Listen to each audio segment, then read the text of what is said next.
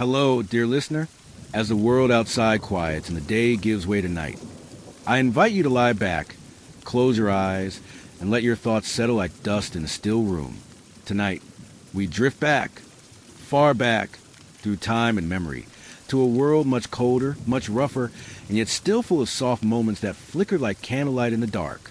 We go now to the villages and valleys of the medieval past, not to meet kings and knights or great warriors in golden halls, but sit quietly in the corners of crooked cottages, to walk softly down dirt paths worn by bare feet, to watch the small, silent lives of children long forgotten by history. Children who never saw castles, who never read books, who grew up with callous hands and quiet voices, learning far too early that the world was not always kind. In this story, we follow them, the tired, the timid, the brave in their own quiet way, from the cradle to field, from hunger to hard lessons, from lonely corners to fleeting moments of joy. We listen not to the clamor of battle, but to the hush of everyday endurance, the rhythm of footsteps in mud, the rustle of straw beneath thin blankets, the distant echo of lullabies once sung and long since lost. This is not a tale of heroes, but it is, in its own quiet way, a story of strength. So breathe deeply, settle in, and let the soft hum of history lull you toward sleep. We begin our journey now, not with grandeur or fanfare, but with the soft exhale of a child waking to another long, uncertain day. And from there we follow. The first breath of a medieval child was rarely a triumphant sound, for it was not met with cheers or bright swaddling blankets, nor was it bathed in sterile light or clean air. It was a cry that echoed faintly through smoke-darkened rafters and cold stone walls, born not into comfort or certainty, but into the thin, flickering hush of the thatched roof home, where pain was a constant companion, and joy, when it came, often did so in silence. Birth in the medieval world was a dangerous crossing, both for the mother and the child, and few witnessed it with confidence. The air itself inside the peasant hut was often thick with soot, the hearth having burned day and night for warmth and light, and the straw-strewn floors, though swept with care, held the dirt of animals, the crumbs of old bread, and the secrets of the earth. Women gathered in quiet concentration, their hands steady though their hearts were uncertain. For even the most experienced midwife knew that nature had little mercy for poor. Mothers labored not in cushioned beds, but on crude wooden stools or woven mats, surrounded by worn linens and trembling prayers, their cries muted beneath the weight of knowing that death might greet them before their child did.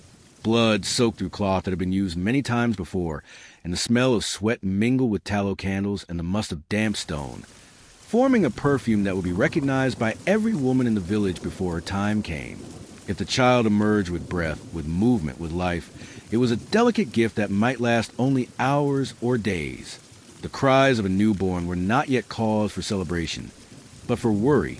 For so many infants pass before their first week, their bodies too frail to endure the cold nights, the impure water, the invisible illnesses that crept silently beneath the skin.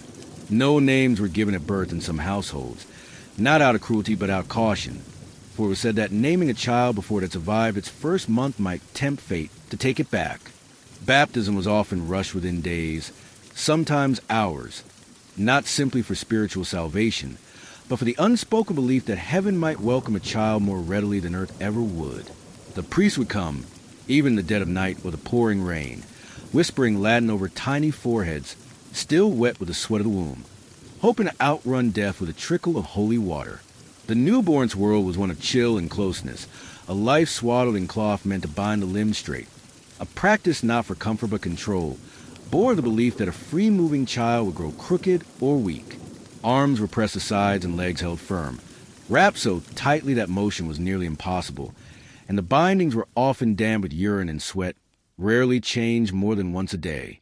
The child lay not in a cradle of carved wood or silk sheets, but in a rough basket lined with rags, tucked near the fire in winter, and left near open windows in summer to breathe the air that carried both bird song and the risk of disease. The lullabies, when sung, were soft and monotonous, passed down through generations, more chant than song, and often sung not out of affection but as habit. These lullabies bore a sadness in their melody, a rhythm slow enough to ease pain into sleep, but never to remove it entirely. Most mothers had no time to rock their infants for long. There were goats to be milked, firewood to be gathered, water to be drawn from wells that froze in winter and dried in drought. The child's earliest hours were watched not with glee, but with weary vigilance, as if waiting to see whether this one would stay or fade. The father's role in birth was distant, and sometimes entirely absent. Many men chose not to be near when the labor began, their presence considered neither helpful nor appropriate, and instead they busied themselves with work in the fields or by the fireside, carving, repairing, or simply waiting. For men, affection was rarely shown in the early days, not from callousness, but from practice, a defense against a grief that came too often. A stillborn child was wrapped quickly and buried quietly, sometimes in the churchyard, sometimes in unmarked earth, and while some tears were shed, they were not loud or long, for life demanded that hands be used for labor, not lament.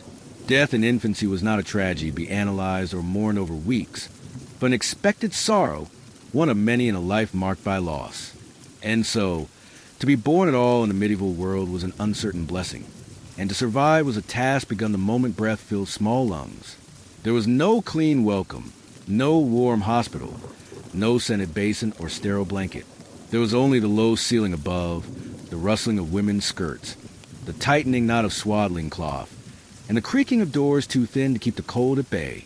The flicker of firelight played across new skin, casting shadows into the folds of blankets, as if the room itself was unsure whether to keep the soul or surrender it to the quiet beyond. And yet, some stayed, some lived, some opened their eyes to the smoke-dimmed rafters and blinked and made it through the night. But theirs would not be a soft journey. The world had offered no promise of ease, only the chance to endure. For every child who clung to life with tiny fingers, a lifetime of hardship waited just beyond the threshold. Hardship not of storybooks or knights and dragons, but of mud, hunger, fear, cold, and silence.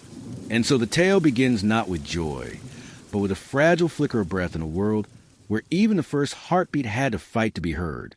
For those tiny souls who did manage to cling to breath beyond the first night, the days that followed were steeped not in celebration, but in silence. For survival was never taken as assurance, and love, though present, was guarded, as though to love too deeply was to invite grief. Mothers, though often young themselves, carried within them a depth of sorrow that came not from singular tragedy, but from the steady accumulation of small losses. Each woman in the village bore stories of the infants who had not stayed, of siblings who had withered in sleep, of cousins lost in fevered nights, when even the prayers of the priest could not pierce the veil of suffering. Their grief did not erupt in howling lamentations, for such displays were rare and unsafe in a world that demanded stoicism. Instead, it settled into the skin, into the quiet way a mother would run her fingers across a child's forehead at night, checking not for warmth but for life, or the way she watched each breath rise and fall in the fragile chest, too familiar with the way that breath could stop. There were few comforts offered to these women, no warm circles of sympathy, no supportive arms to weep into. Grief was shouldered alone, shared in glances across the hearth, or whispered between women, while hanging linens on the line, or washing by the river. It was a grief softened only by the passage of time, and by the relentlessness of daily toil, for the labor of the medieval household allowed no pause for sorrow. Food still needed preparing, herbs still needed crushing, the fire still needed tending, and the infant, if it lived, still needed nursing, though milk might be scarce and rest even scarcer. These mothers, hunched with weariness, bore their infants close to their skin, swaddled in wraps that held the child fast to the breast or hip, not just for warmth or convenience, but for survival. They spoke rarely to their babes, not for lack of love, but from an inherited quiet, a caution passed down by generations of women who knew that the fewer promises made, the fewer dreams had to be buried. Fathers, meanwhile, stood furtive from the cradle, not because their hearts were stone, but because the world did not grant them space to be tender. The expectation of manhood was hard-edged and narrow, bound in duty, labor, and restraint. The field, the forge, the yoke of the oxen. These were the realms where a man was measured, not by his softness, but by his stoicism. A crying infant was a mystery to him, a creature both fragile and foreign, wrapped in cloth and need, whose whimpers stirred unease more than affection. He might glance at the child before sleep, perhaps offer a muttered blessing or a hand upon the head in passing. But few men held their infants often, and fewer still let themselves hope that this one might live longer than the last. For many fathers, their love existed in the form of wood chopped for warmth, or bread earned through blistered palms, or silence held while the mother wept. They grieved, too, but in silence, with eyes cast downward, hands tightening around tools or reins, building barriers against a grief they dared not name. To lose a child was to bury not only a body but a future. The future helper in the fields, the apprentice at the bench, the bride who might bring a dowry, or the son who might carry the name. The loss rippled into the household economy, into the rhythms of work and hope, and it left behind a hollow that echoed each time the hearth crackled or the cradle creaked. In noble households, where wealth gave the illusion of security, the story was much the same. Wet nurses replaced mothers, and cradles were carved with finery. But even among stone castles and velvet canopies, death lingered. The mortality of children was a truth that bridged all classes, a shadow that crept through silk and sackcloth alike. Noble women bore their children in chambers with tapestries and silver goblets, but they, too, buried them in the cold earth, often before they learned to walk.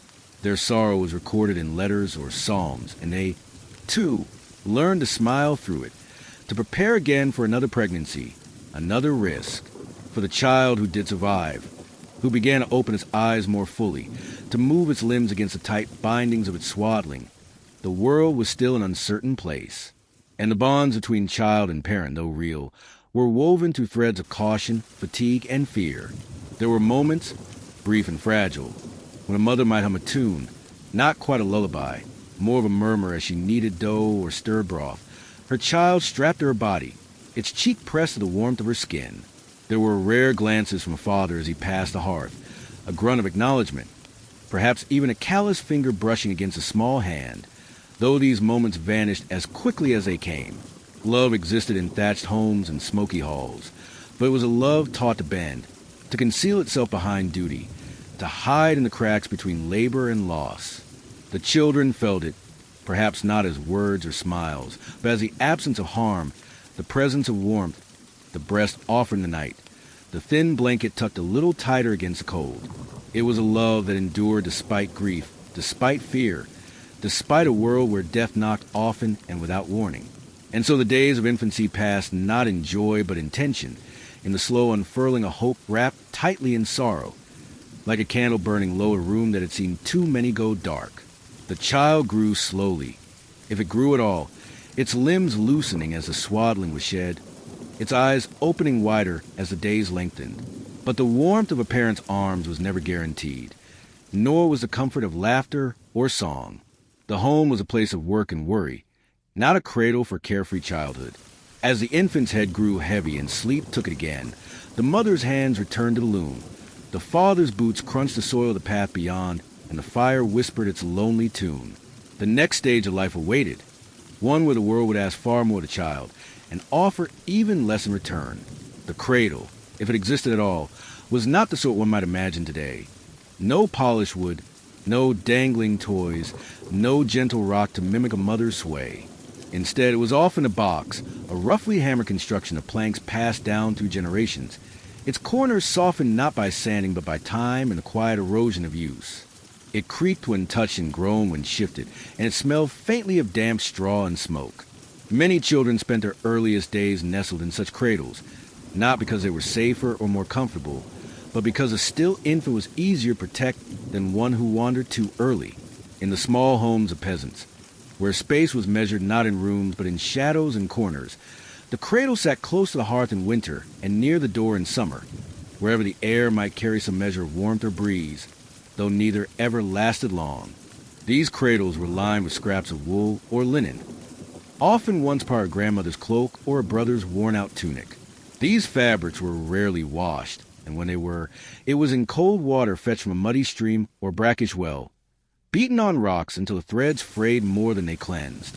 The idea of sanitation was not unknown, but it was distant, and in many homes, cleanliness meant shaking off visible dirt and sweeping it under a rush-strewn floor, not scrubbing away invisible threats. The cradle's linens were often damp, especially in colder months when the fire failed to reach the far corners of the home, and children lay bundled tightly, not for comfort but survival, their small frames wrapped in layer upon layer of stiff cloth that restricted movement and held heat against the chill.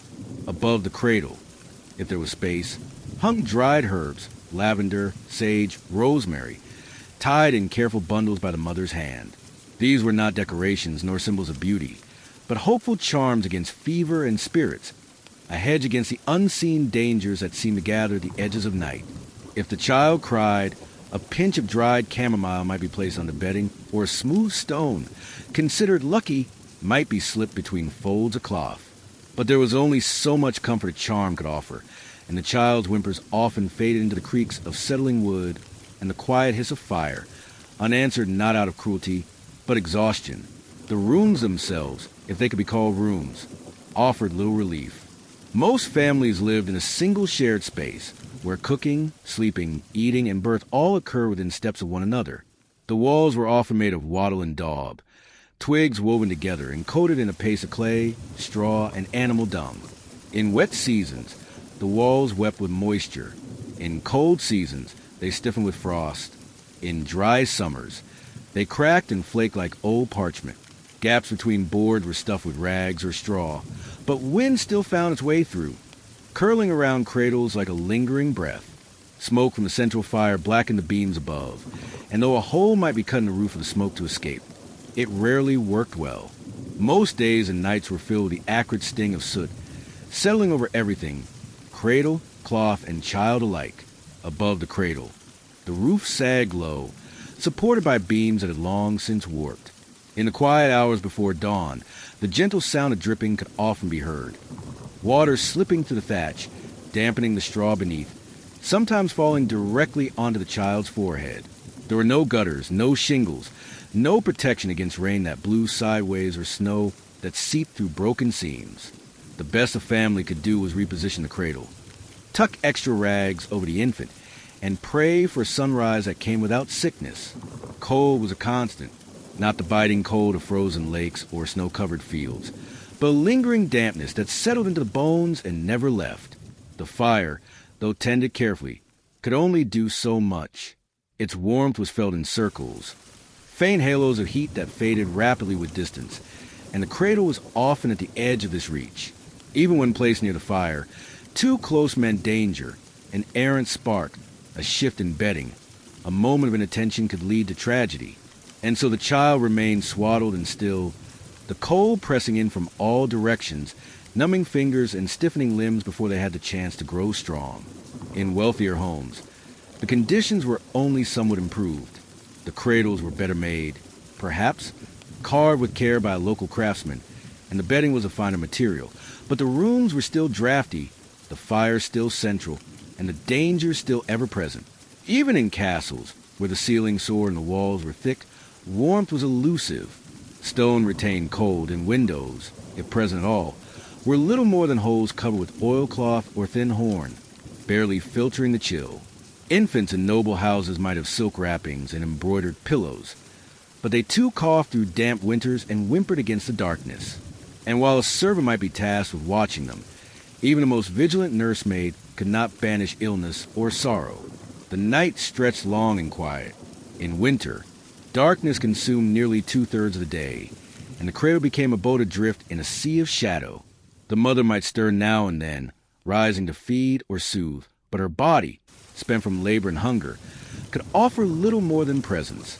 Fathers snored or shifted on their pallets. Siblings murmured in their sleep, and the child lay in stillness, sensing the rhythm of the house, the hush of breathing, the occasional cough, the scrape of wood on stone. These sounds, soft and repetitive, became the lullaby of medieval infancy. The world of the cradle was not one of growth, but of survival.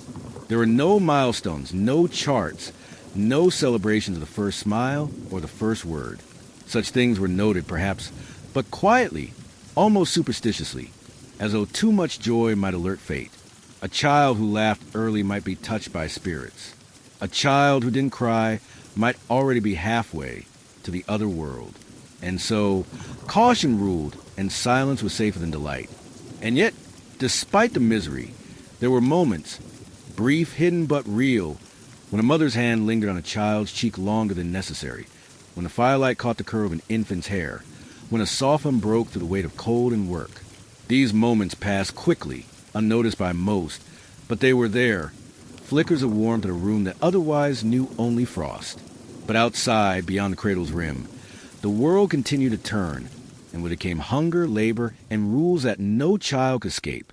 Soon, the bindings would come off, the limbs would stretch, and the stillness of the cradle would give way to the restless demands of life. For even those who were once swaddled in rags must learn to carry buckets, scrub floors, and obey orders. The cold rooms were only the beginning. There was no clear moment when a child stopped being cradled and began to serve. No ceremony to mark the passing from infancy to expectation. It happened quietly, without permission or awareness, as though the way of existence crept up to the floorboards and settled across small shoulders before they had even found their full strength. One day, the bindings were looser, the cloth wrappings fewer, and the next, the child found themselves standing barefoot on the cold earth, a wooden pail pressed into their hands. A command murmured or pointed out with glance of chin. There was no age of innocence in the medieval village, no notion protecting a child's spirit or allowing for wonder. The world was too full of tasks, too empty of spare hands. The moment a child could toddle and carry without falling, they were set to work, and from that moment onward, their lives became a shadow of their parents. Quieter, clumsier, but never free. For a child born into a peasant's hut, play was a fleeting echo, something whispered between chores, chased for a moment in the muddy paths before being scolded back into stillness. Childhood was not a sanctuary, but a waiting room for responsibility, and it arrived earlier than anyone wanted. Little girls, hardly older than toddlers, learned to spin flax with fingers that barely reached around the spindle. They gathered eggs from nervous hens, pulled weeds from narrow strips of garden, and fetched water in wooden cups too large for their hands. Boys, still round-cheeked and easily winded, followed behind fathers, mimicking the motion of raking, of pulling, of lifting, though the tools were heavy and their arms thin. There were no rewards for trying, only reminders to try harder, to be useful, to be quiet. The sound of a child laughing without reason was enough to earn a sharp word or a sudden slap, not out of cruelty, but because laughter was a waste, a thing for those who had time and bread to spare. Even the smallest tasks were tinged with risk. To spill water on the way from the well meant doing the long walk again, barefoot over gravel or frozen mud. To break a wooden bowl was to lose a treasured possession, for such items were not easily replaced. A child who dropped kindling might go cold that night. A child who forgot to shut the gate might lose the family's only goat. Mistakes were punished not with gentle correction, but with scorn, for each error could cost a household dearly. And so, children learned early to watch, to copy, to silence their instincts for play or curiosity. They were spoken to rarely and listened to constantly, their ears always open for orders, their eyes lowered in case they met a gaze too long and earned rebuke. Even in homes where parents loved their children deeply, there was a quiet pressure to push them quickly into usefulness. The village could not wait for a child to grow at their own pace. Survival depended on every hand being busy, every mouth earning its portion of bread. Those who did not contribute risked becoming burdens, and burdens were dangerous in times of famine, plague, or war. And so the family's affection came not through warmth or laughter, but through tasks entrusted, through responsibility given. A mother who asked her child to stir the pot trusted she would not let it burn. A father who handed down his old boots did so, because the boy was expected to walk the same path. These moments were acts of love, though the children might not have known it. What they felt more often was weight, the unspoken command to grow faster, to complain less, to stop being small. In wealthier households, the burden came dressed differently, but it remained. Noble children were not expected to haul water or weed gardens, but they too had little freedom. A daughter might be handed to a nursemaid within hours of birth, her cries attended by a woman who had lost her own child to famine or plague. By the age of 5 or 6, she would be taught how to stitch in silence, how to bow, how to carry herself with grace in a room full of strangers. She would learn to walk in silence, to eat sparingly, to recite prayers in perfect Latin though she understood little of the words. A son, perhaps, was sent to another household, a fosterling raised in a castle not his own, trained in swordplay and silence, taught to fear failure as much as he feared the Lord. They too had no time to be small, no space to imagine the world freely. Their games were structured, their joys brief, their futures already charted by bloodlines and alliances. In both village and manor, questions were rarely entertained. Why is the sky blue? Why do birds fly? Why must we eat broth again? These were not seen as charming inquiries, but distractions from duty or signs of defiance. A curious child might be viewed with suspicion, their thoughts too big for their station. Better to be quiet, to be obedient, to do what was asked without pause. Even stories, when told, were not for entertainment, but for instruction. Parables of saints, cautionary tales of disobedient children turned to beasts or swallowed by the forest. Stories did not encourage exploration, but enforced the walls of behavior. Be still, be useful, be good. There were, of course, moments when a child ran barefoot through the grass and forgot for an hour the rules that governed them. A chase after a frog, a stolen plum, a sunbeam caught in the thatch that made the dust shimmer like gold. These things happened, but they passed quickly and always at a cost. The shout that followed, the hand that grabbed the collar, the punishment dealt not from malice, but because play was not a thing to be trusted. The world was dangerous, and to let a child believe otherwise was to risk their ruin. So even kindness was tempered by correction, even joy by warning. The bones of medieval childhood were shaped not by wonder, but by warning. Do not wander. Do not waste. Do not wish too loudly for more than you're given. The rhythm of the day left little room for softness. Morning came with chores, midday with errands, evening with preparation for the next day's labor. Even sleep was not sacred. A restless child might be chastised for stirring, for waking others, for not knowing how to lie still. In crowded homes, space was scarce, and the body was trained to take up as little of it as possible.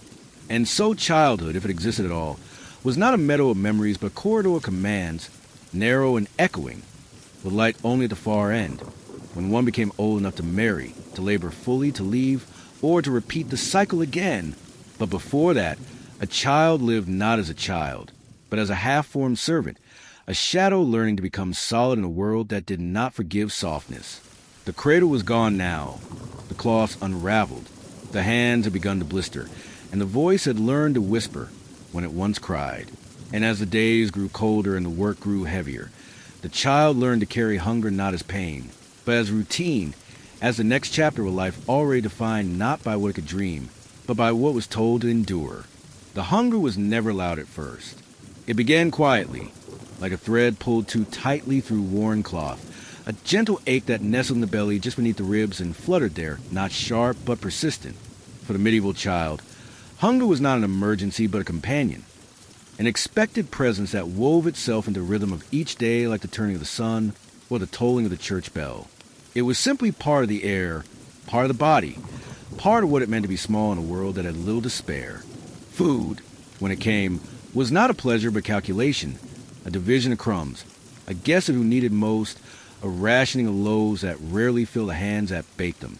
There were no second helpings, no idle grazing, no plucking of apples just to taste sweetness. Everything was measured, every bite accounted for, and the smallest mouths were often the ones that could be silenced most easily. In the cottages of the poor, the pot that hung over the fire was a vessel of hope and disappointment in equal measure. It simmered what the family could gather or afford. Barley if the harvest had been kind, turnips if the market had not drained every coin, wild greens picked from the muddy fringes of fields, bitter and stringy but edible. A bit of salted pork or a bone from last week's chicken might lend the broth a shadow of flavor, though often it was little more than water thickened with mashed root and crumbled crust. The children sat on the floor, legs tucked under them, eyes fixed on the pot, waiting for the ladle to turn in their direction. The portions were small, the bowls shallow, and there was no such thing as fullness, only a momentary easing of the ache before it returned again, perhaps a little quieter, perhaps not. Mothers ate last, fathers sometimes not at all, but children, especially the younger ones, were fed only after work had been done. A girl who forgot to gather the eggs might lose her share for the night. A boy who let the firewood pile run low might be left with a crust while his brothers scraped the pot. Hunger was not always a punishment, but it was a reminder, a reinforcement that the world gave little and expected much. There was no indulgence, no leniency, no comfort to be found in eating. Meals were silent and swift, and the clink of spoon against bowl was often the only sound that filled the room. Talking during supper was discouraged. Laughing could earn a cuff to the ear. And second servings were myths that belonged to songs, not to life. In the fields, when children were sent to herd or harvest, they carried their food in cloth bundles. Small wheels of rye bread hardened from days of exposure, rough lumps of cheese scraped thin, and if fortune had smiled, a dried apple or a wedge of onion for sharpness. These were chewed slowly, not for enjoyment, but out of necessity, to make the meal last longer, to pretend the bites were more than they were. Sometimes, the bread would be softened in water to keep it from breaking teeth, or rubbed with a clove of garlic to mask the taste of mold. Children learned to eat without complaint, to hide their distaste, to keep quiet if their bread was infested with worms or their broth sour with thyme. Complaining was a privilege they did not possess. The food itself was dangerous in ways they could not always understand. Spoiled grains carried illness. Mushrooms gathered from the forest might kill instead of nourish. Milk could sour in hours, meat rot within a day. Children, being the smallest and weakest, were often the first to suffer when the food betrayed them, waking with fevers, crying through the night with swollen bellies, or growing pale and thin over weeks until they resembled the ghosts spoken of in whispered tales. Physicians were far away and mostly for the rich, and even then they dealt more in superstition than science. A child who fell ill from bad food might be bled or fed herbs boiled in wine, or have their body purged through vomiting induced by roots. The cure was sometimes worse than the sickness. The fear of food turned poisonous was yet another burden to carry, and so every bite was taken not with trust, but with submission, for those in the monasteries or noble estates. Food was more plentiful, but it came with its own chains. A child raised under the rule of monks might be fed better in body, but starved in spirit. For meals were taken in silence under the stern eyes of abbots, the portions generous compared to peasant fare, but stripped of warmth or joy. Bread and broth, perhaps salted fish or porridge, and water so cold it numbed the throat. Each meal accompanied by prayer, each mouthful another act of duty. The children of noble birth might dine on richer fare, roast meat, stewed fruit, fresh bread, but their food was often grown or prepared by the same hungry children they did not see. And even for them, indulgence was not freedom. A young lady might be chastised for taking too much. A future knight warned that gluttony was a sin. Food was status, but never security. No one, high or low, was truly safe from scarcity. Famine visited often, uninvited and unforgiving. It came with failed crops, with rains that would not end or sun that would not shine.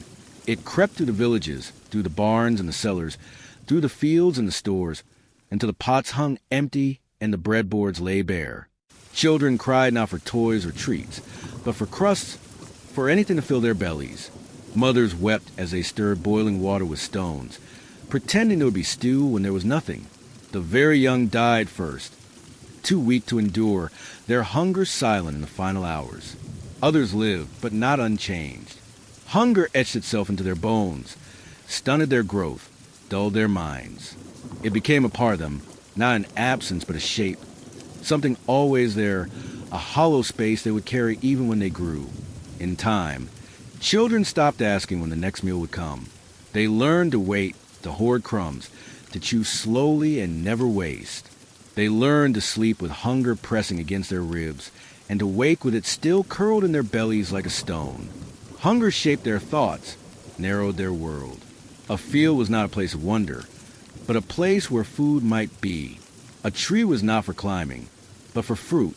A rabbit was not a creature to chase, but a meal to trap. And dreams, if they came, were often filled not with knights or castles, but with tables that never emptied, with loaves that stayed warm and soft, with bowls that never ran dry. But the dreams faded at dawn and the ache returned. The hunger never left, only changed shape. And as the child grew older, taller, more accustomed to silence, the ache moved deeper, no longer just in the stomach, but in the soul. A quiet, constant knowing that life was not about comfort or pleasure, but about enduring, one bite at a time, if the bite could be found at all. The ache of hunger was one thing, a dull and familiar pain that nestled into the corners of the child's belly like an old friend who refused to leave. But the sudden, sharp grasp of sickness was another entirely, for it came without warning and showed no mercy. Illness in the medieval world was not a momentary inconvenience, not a thing to be soothed with herbs and healed with rest. It was a shadow, unpredictable and cruel, that swept through homes with a cold wind and left silence in its wake. For a child, already fragile from poor diet and overwork, the smallest cough could become a sentence, and the tiniest fever a fire that consumed not only the body, but the hope of the household around them. Sickness did not care for age or innocence. It came for the weak, and children were always among the weakest. There were many names whispered for things that stole a child's breath: ague, flux, pox, quinsy, consumption, and yet most parents did not know what truly ailed their child. Symptoms were watched with fearful eyes and frantic hands. Flushed cheeks that stayed red too long, shivering that would not cease even beside the fire, blisters that grew and wept on tiny skin, or eyes that stared too long without blinking. A child who played in the morning might be moaning in the evening and cold by dawn, their body wrapped in a blanket not for warmth, but to make lifting easier when the time came to carry them out. There were no doctors for the poor, no medicine that healed, only old women who carried bundles of dried flowers and whispered charms, who tried to pull the sickness out with poultices or frighten it away with chanting and smoke. When a child grew ill, everything in the house stopped, but not for long, because life could not afford a pause. The mother would sit at the child's side, wiping sweat from the brow with a cloth damp from the same bucket used to scrub the floor. The father might hover near the door, shifting from foot to foot, muttering prayers to saints whose names he barely remembered. The siblings watched from across the room, their own limbs aching with exhaustion and dread, unsure whether to approach or avoid. In many homes, the first response was to light a candle for protection, to sprinkle holy water in the corners, to recite fragments of Latin remembered from Mass. If the village priest could be found, he might be summoned to offer blessings or confession, though he too feared disease and might stand several feet away, speaking softly, clutching his crucifix like a shield. Some illnesses passed quickly, like storms that broke as suddenly as they came, leaving the child weakened but breathing. But others lingered, dragging on for days or weeks, wearing the child down until their cries turned to whimpers, then to silence. Children coughed through the nights, their thin chests rattling with fluid no one could drain. They vomited broth that had cost a day's wages to prepare.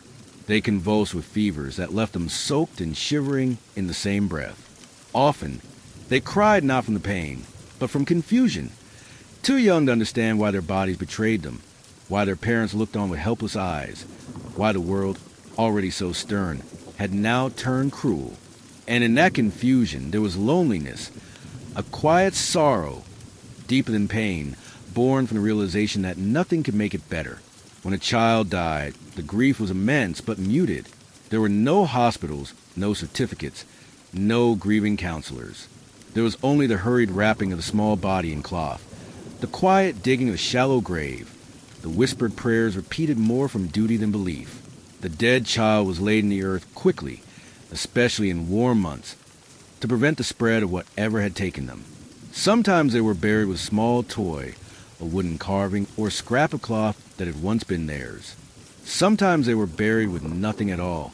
The family would gather, those who could leave their chores and stand in the cold wind, lips moving in silence, eyes fixed on the ground. And then they would return to the fields, the fire, the washing, for life demanded labor even when the heart was heavy. Yet death was not the only cruelty. Many children survived sickness, but not unchanged. Some were left with twisted limbs, hunched backs, blind eyes, or minds that never again lit with the sharpness they once had.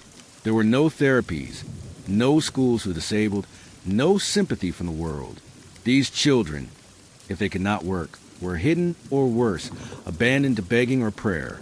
Families could not afford to keep those who could not help, and love, in such cases, was sometimes not enough. Mothers might carry guilt for years, never speaking of the child who no longer ran or sang.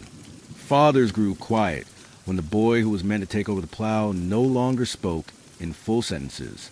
The house grew quieter around such children, the laughter thinner, the light dimmer. The cause of illness was misunderstood, and so the cures were often misguided and cruel in their own right. A child with fever might be leached, their blood drained in hopes of rebalancing the body. One with seizures might be beaten, the convulsions mistaken for possession, the pain thought to be a demon that could be driven out with force. Herbal remedies were common, infusions of nettle, wormwood, or belladonna, but their preparation was inconsistent, and doses were guessed more than measured. Some children were made sicker by the very cures intended to help them, and parents, desperate to save their sons or daughters, watched helplessly as hope turned to horror. Even the healthy lived in fear. A cough in the night was enough to send chills through the room. A rash might mean nothing or might mean plague. And when plague did come, as it did in waves across the centuries, children were not spared. Entire families perished within days, and those who remained were left to stumble through a world that had grown suddenly and forever quiet. Small hands clutched at empty blankets. Little feet wandered through ash and bone. The song stopped, the bread went unbaked, and the fires burned without tending. Grief became the only language spoken, and so sickness was not a moment. It was a condition of life. To be a child in the Middle Ages was to live always beneath its shadow. One never knew when it would come, only that it would, eventually, and that when it did, there would be little anyone could do. And yet they lived. They laughed, sometimes. They played, briefly. They ran across fields, even as their hearts beat with fear. For life does not wait for safety. It pushes forward, even in children, even in the smallest souls, because there is no other choice. And so the child, if they survive their fever, their cough, their ache, return to the world no more protected than before. They took up their pail again. They gathered kindling. They fetched water. But they did so with new slowness, a deeper quiet, and a sense, however faint, that life was not theirs to shape but only to endure. And as the sun rose on another day, the chill still in the air, the fire barely lit, and the morning chores still waiting, the child stepped forward again, smaller than before and a little more afraid. The morning came not with comfort, but with cold. The fire had died to ash during the night, and no one had woken to stoke it, or if they had only stirred enough to pile on a single stick of damp before collapsing again into sleep. The child, rising slowly from a rough mat or from straw spread unevenly in a corner of the room, whence his bare feet touched the frozen earth floor. There were no slippers, no woolen socks, no warm garments folded and waiting. There was only the same tunic worn yesterday and the day before, and likely the day before that, a rough-spun shirt of coarse wool or homespun flax, stiff with the memory of last week's rain, and marked by soot from the hearth, food stains from a meager supper, and perhaps a bit of blood from a scratch gained during chores. Clothes, like food and comfort, were rare gifts, patched and preserved, handed down and remade until they bore more resemblance to scraps than garments. A child's clothing was never fitted or fashioned for comfort. It was made for durability, for survival, for the expectation that it would be torn, muddied, outgrown, and then passed along again. A young boy might wear a tunic that had once belonged to an older brother, now shortened with rough hemming, and re-stitched at the shoulders where it had begun to fall apart. A girl might have a simple dress, dyed in the faintest hue of brown or gray. The color faded so thoroughly that no one remembered what it had once been. There was no such thing as personal style. Individuality did not exist in the way a child dressed. There was only the sameness of need and the dull repetition of garments too poor to offer variation. Underneath the tunic or dress, if anything at all, might be a length of linen or flax cloth, torn into strips and wrapped crudely around the body, not for modesty but for a sliver of warmth. In the coldest months, some children were fortunate enough to wear cloaks, but these too were usually adult size and fraying, cut down from old shawls or the remnants of garments worn by mothers or uncles long dead. There was no washing machine, no warm soap and lather. Washing, when it occurred, was a laborious task done with cold water drawn from the well or river, scrubbed with sand or harsh lye soap, and beaten against stones or boards. Because of this, clothes were washed only when they became unbearable, and children often lived in garments stiff with weeks or even months of dirt. The dirt, however, did not end at the clothing. It clung to the skin, settled beneath fingernails, streaked across cheeks, and caked in a hair that was rarely combed and more rarely washed. A child's hands bore the grime of soil, soot, and sweat before they even reached the age of speaking in full sentences. They learned early to ignore the itching of fleas or crawling of lice, which nested not only in their hair, but in the seams of their clothing and the hay they slept upon. There was little anyone could do about it. Combings helped sometimes, and there were bitter-smelling herbal concoctions that might be rubbed into the scalp. But nothing was certain, and most children simply lived with a biting, scratching reality as part of their world. Cleanliness was neither accessible nor prioritized. It was a luxury like sweetness or leisure, and reserved only for those who could afford time away from survival. Shoes, if owned, were made of coarse leather, patched and cracked, and rarely in the correct size. Most children went barefoot from the moment the frost lifted in spring until it returned in autumn, their feet growing callous, cut and thick-skinned from daily travel over rough ground. Stones, thorns, and cold mud were their companions. Blisters festered and healed without bandages. Infections were common, but treatment was rare.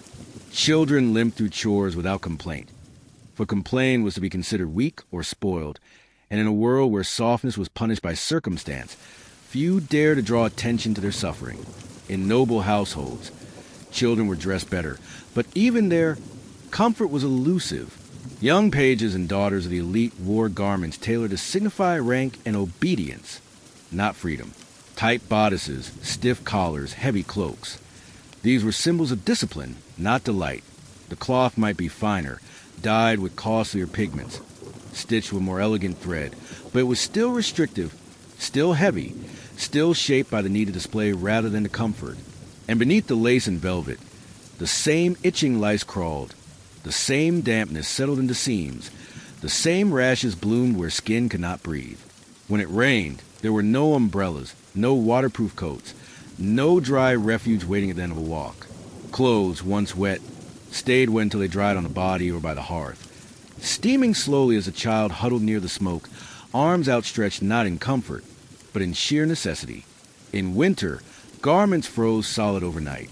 A child who rose late might find their cloak stiff, impossible to put on without warming. Fingers went numb, toes turned purple, and there were no mittens to shield them. Chapped skin split and bled, but there was little to be done. Children simply learned to move through it, to pretend it hurt less than it did. There was no wardrobe, no closet full of options, no spare tunic for special days. Each child owned what they wore, and little else. If a mother managed to sew something new, it was cause for quiet celebration. But even then, the joy was measured, because everyone knew how quickly a new garment could be ruined, how soon the knees would be worn through from scrubbing floors or hauling firewood. Pride in clothing was dangerous. It invited envy, scolding, even punishment.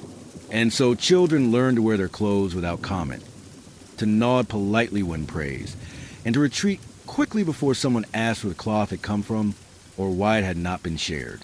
There was at times a strange beauty in how they carried themselves, these children wrapped in rags, faces smudged with ash and fingers cracked from cold, a resilience that did not come from choice, but from repetition, a kind of strength shaped not by encouragement, but by endurance. They did not ask for comfort because they had never known it. They did not cry for softness because they had never touched it. Their clothes became their skin, and their skin grew tougher each day until they could no longer remember a time when it had not been this way. And when they sat by the fire in the evening, shivering under a thin wool shawl patched with dozens of stitches, they did not ask for more.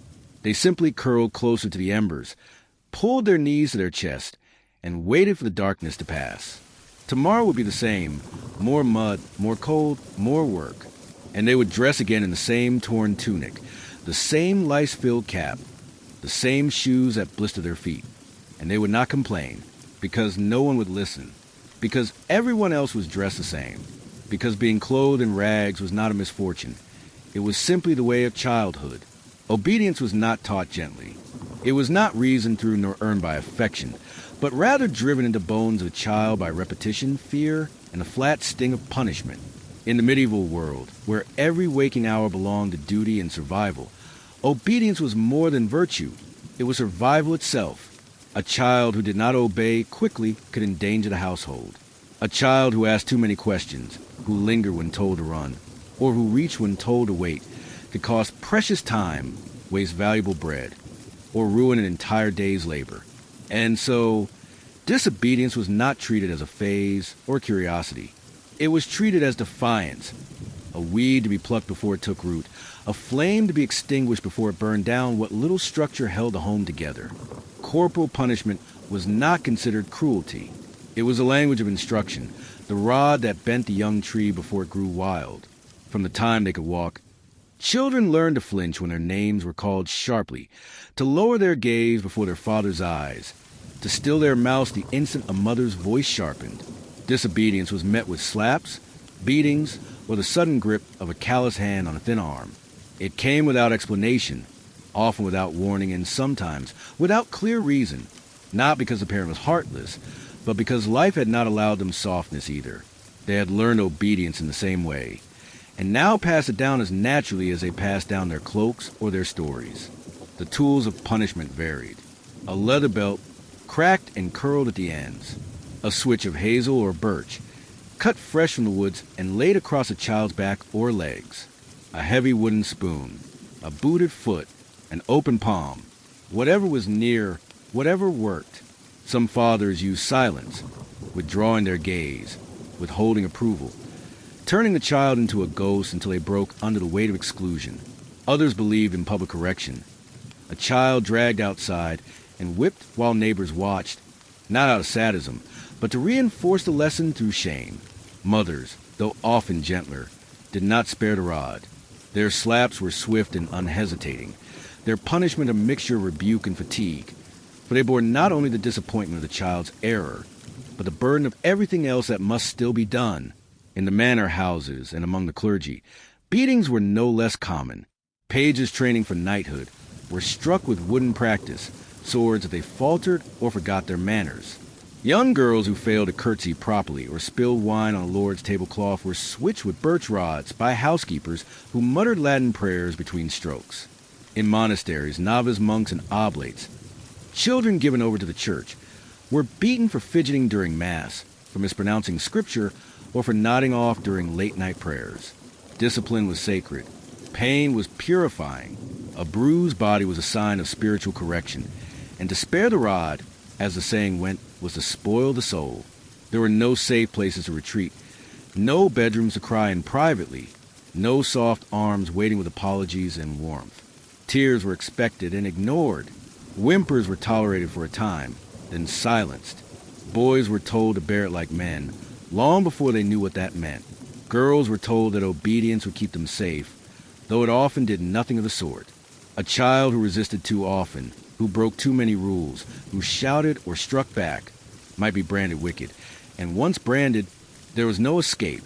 The village would watch, the priest would nod gravely, and even the mother's heart might close to protect her from shame.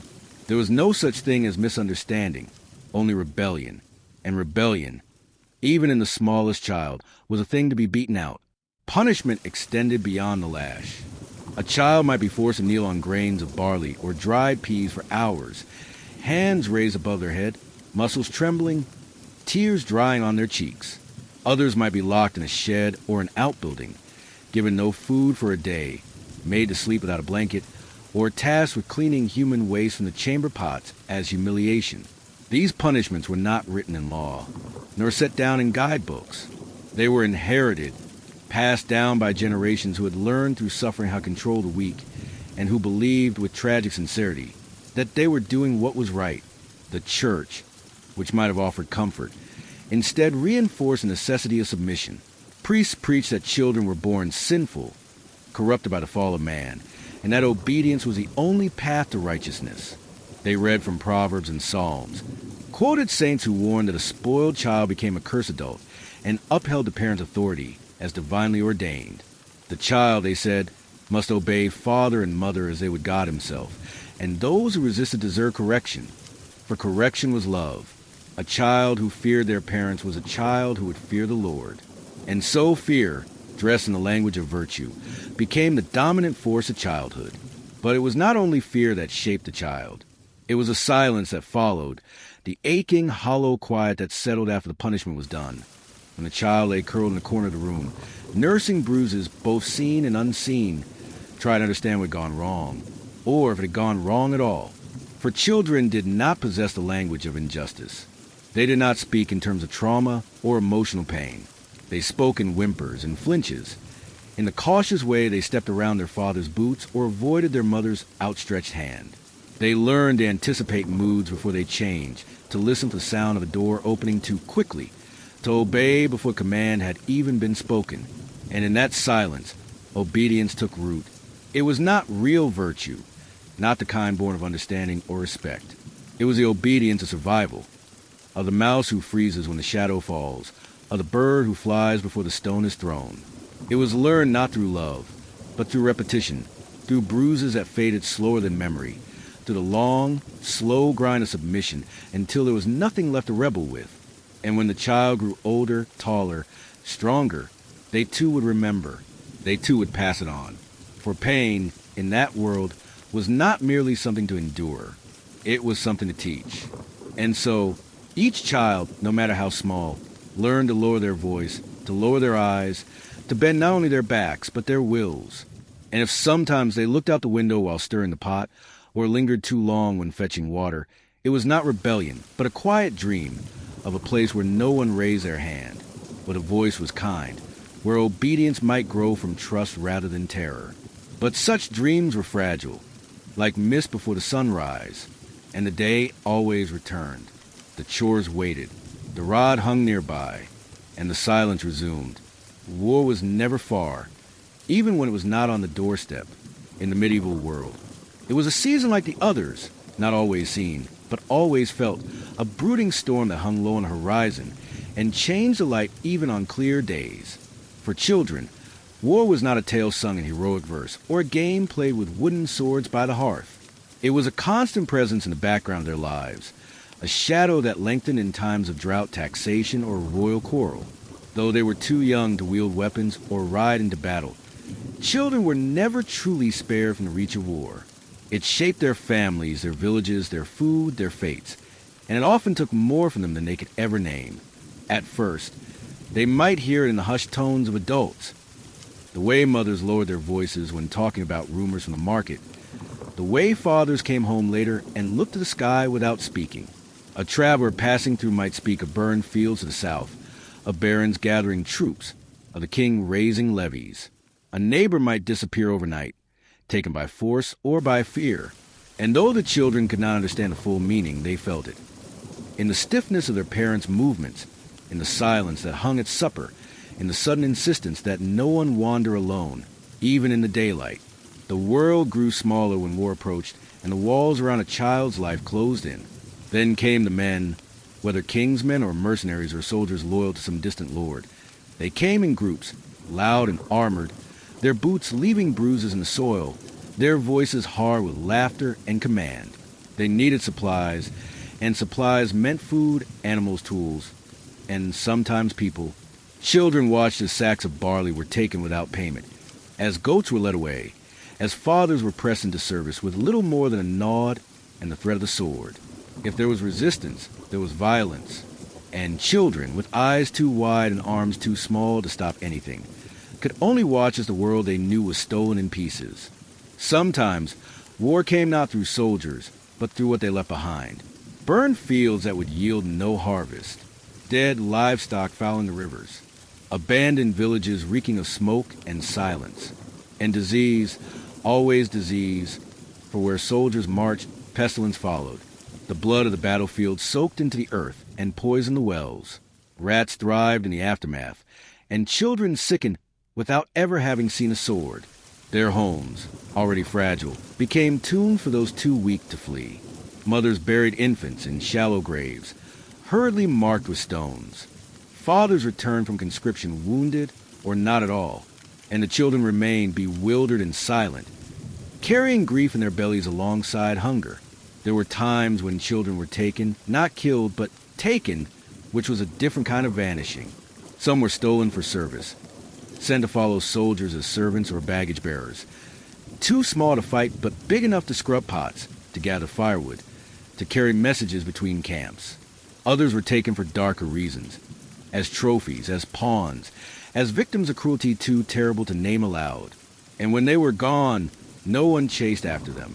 Their parents, if alive, had no means. Their villages, if intact, had no voice. And so the child disappeared, not into storybooks, but into silence. A name remembered at night and forgotten by spring. The children who remained behind learned quickly to make themselves small, to hide when they heard the sound of hooves, to duck into the trees when the sky filled with smoke. They learned not to cry too loudly, not to run towards shouting, not to question when an adult's face turned pale with fear. They learned to survive in the ruins, to salvage, to patch, to carry what little could be carried, and let go of what could not. Some became caretakers of younger siblings, aged by war into old souls before their voices had deepened. Others grew quiet and thin, drifting from house to house, looking for bread, for shelter, for a pair of eyes that recognized them and did not turn away. War changed how they saw the world. A field was no longer just a place to chase a bird, but a potential grave. A man with a sword was not a storybook hero, but a danger. The laughter of strangers was suspect. The kindness of outsiders was questioned.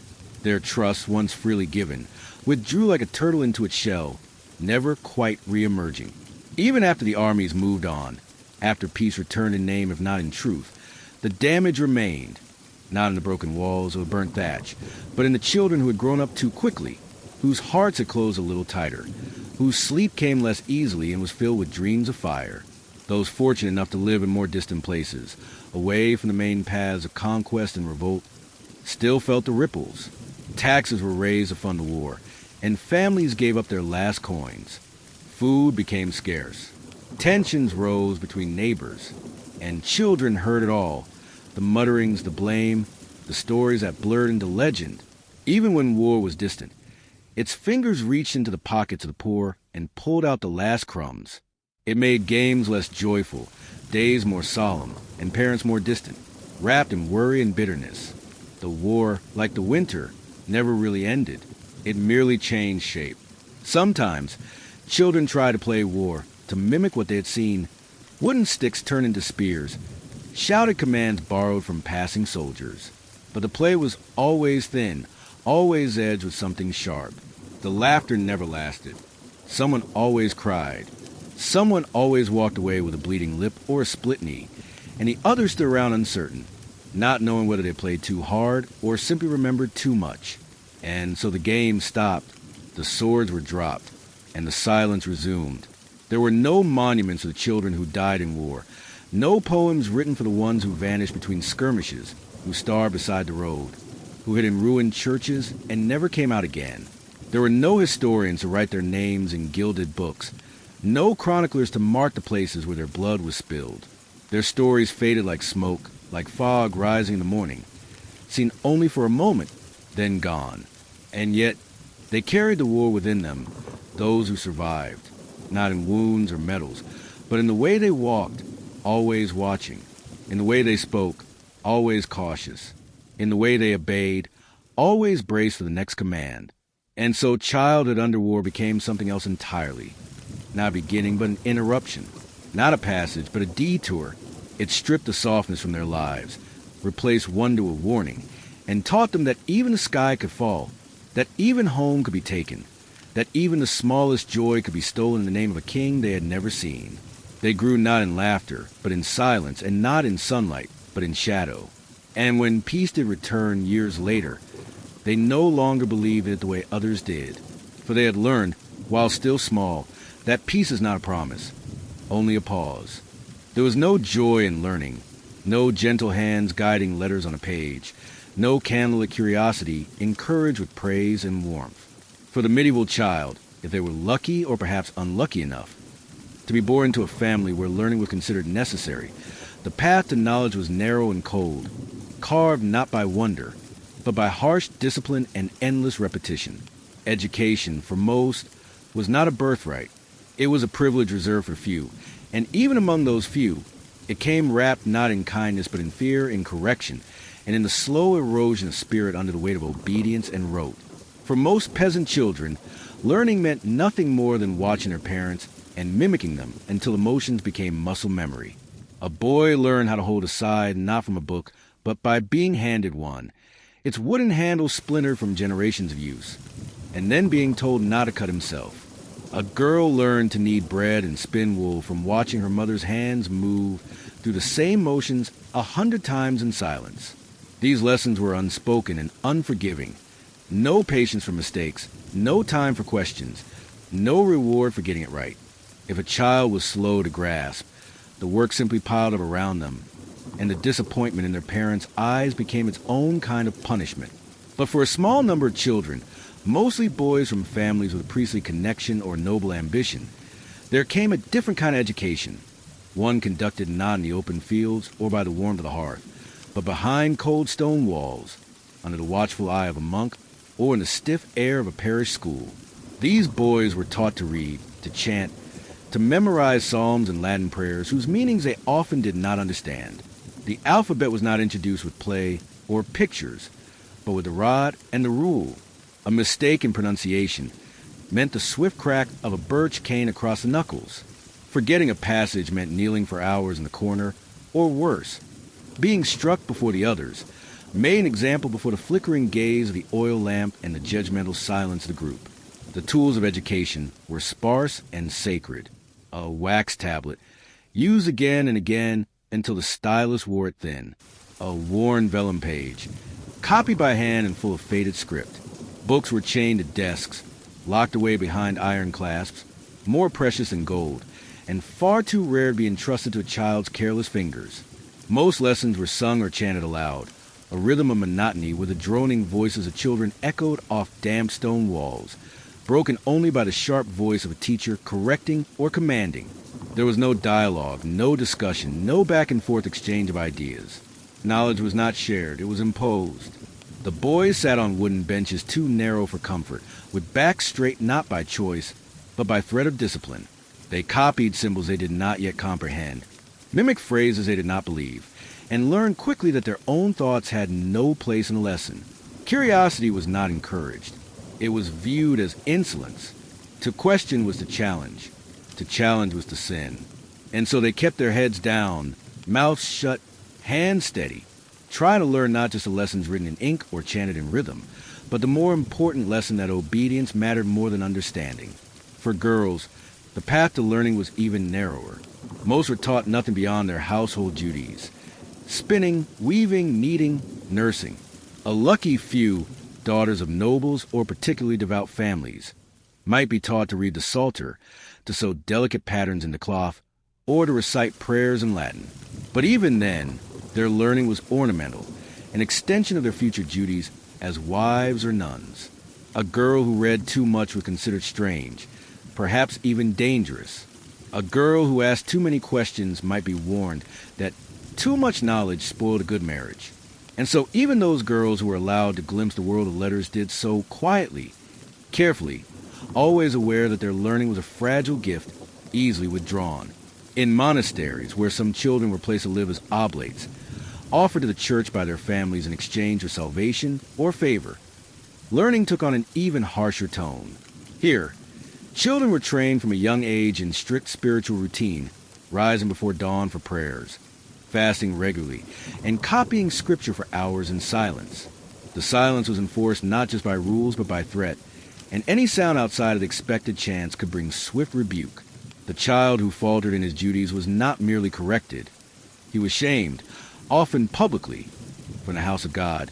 Discipline was seen as sacred. Learning in such places was not a path to enlightenment, but crucible, where the soul was purified through submission and toil. Even outside formal schooling, discipline surrounded learning like a fence. A child learning to write was expected to do so with precision, and mistakes were not tolerated. Letters written backwards, lines slanted across the page. These were not innocent errors, but failures of will. Punishments varied from ruler slaps to humiliation, and over time, the child learned that learning was not a joy but a trial. To succeed was to avoid pain. To fail was to invite it. And so, they memorized not because they understood, but because they feared what happened if they did not. But beneath the surface of fear and fatigue, something still stirred in the hearts of some children.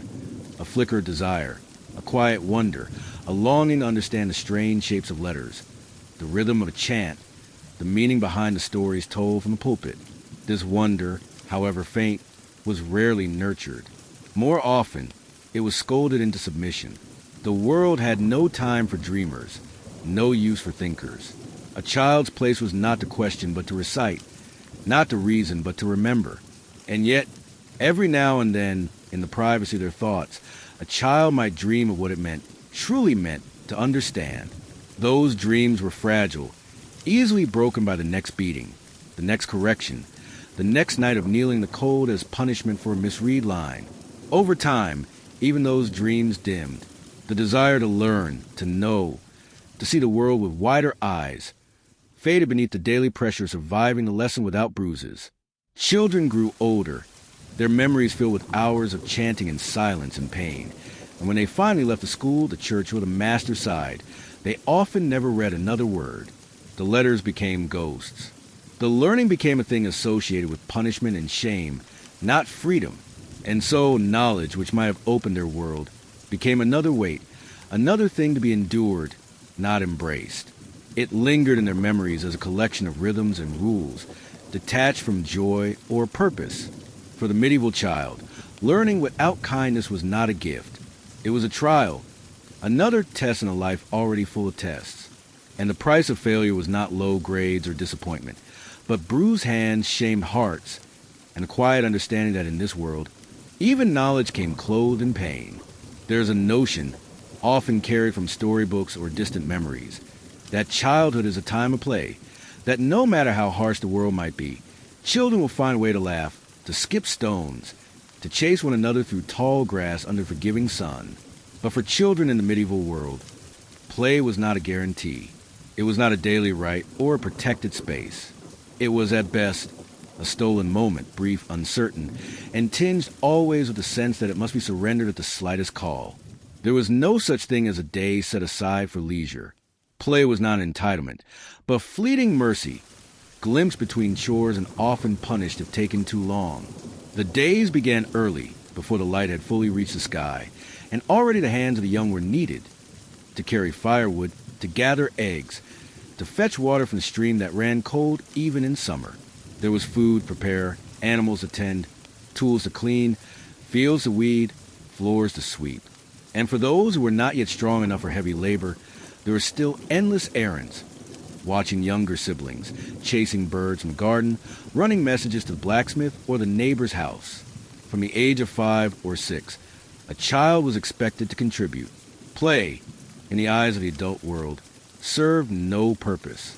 It did not feed the household. It did not mend clothing. It did not till soil. And so it was treated as indulgence, something a child might do only after everything else had been done, which meant rarely, if at all. And when it did happen, when a moment opened like a sliver of light between storm clouds, play took on a different shape. It was not padded with toys or held within a safe space. It was rough, improvised, and always laced with risk. A stick might become a sword, a pile of stones a castle wall, a muddy ditch a battlefield. Children played with bones and bits of wood, with ragged dolls stuffed with hay, with wheels of rotted cheese, or balls made from tied rags. There were no shops filled with playthings, no painted figurines or miniature carts waiting to be unwrapped. Toys, like food and clothing, were made from whatever scraps could be gathered, and even these were often taken away if needed elsewhere. The games themselves were loud, unruly, often violent. Wrestling, chasing, shouting, climbing trees, or scrambling over stone fences. A scraped knee was part of the game. A bruised lip or a torn sleeve was expected. There were no bandages for such things. Only spit, dirt, and a quiet grimace. Girls played with as much roughness as boys when they could, though they were pulled away sooner, called back to carry water or attend to infants. Boys, too, were pulled back quickly, summoned by fathers to fetch tools or by mothers to knead dough. No child played long, and none played without watching the doorway, the path, the adult voices rising nearby, always alert for the moment when the game would end not in laughter, but in scolding or worse, in a quick strike across the back of the head. There were festivals, yes, holy days and midsummer feasts, saints' days and winter dances. And on these days, the world briefly softened. Villagers gathered, bread was shared, and music was played. On such occasions, children might be allowed to run freely, to chase one another through the square, or roll hoops through the grass. But even on these days, joy was not pure. There was hunger at the edges of every smile, and tiredness beneath every dance. Children were watched, always, not only for misbehavior, but for signs of disrespect. A laugh too loud, a game that spilled into sacred ground, a word spoken out of turn. These could bring punishment even on a feast day, and for those in service in nobility or the church. Even festivals meant work. The fire still had to be tended, the horses fed, the chambers swept. The idea of an entire day given to joy was as far away as the stars. Some children, especially in towns, found slightly more room for play. In city streets, where alleys twisted like roots and market stalls spilled over with the colors and smells of daily life, children chased one another through crowds, darted between carts, or played games with pebbles and string. But even here, they were more nuisance than delight. Merchants shouted at them, watchmen cuffed them, beggars ignored them, and always, the air carried the scent of filth, the sound of conflict, the taste of smoke. Their play was not protected. It existed in the cracks of the city, and could be swept away like refuse if they became too loud, too visible, too bold. In some villages, older children were discouraged from playing altogether. A boy of 10 was expected to show signs of manhood. A girl of 8 might be warned that her days of childishness were ending. You are not a baby, they were told. You have work to do. And so play was shortened, silenced, eventually forgotten. Games were seen as foolishness. Laughter was frivolous. The body was to be shaped not by joy but by labor. And the soul, if it sought comfort, was to find it in obedience, not in games. Even the idea of play could be touched by fear, for the church warned against idleness, which they saw as the devil's playground. Too much laughter, too much joy, too much freedom.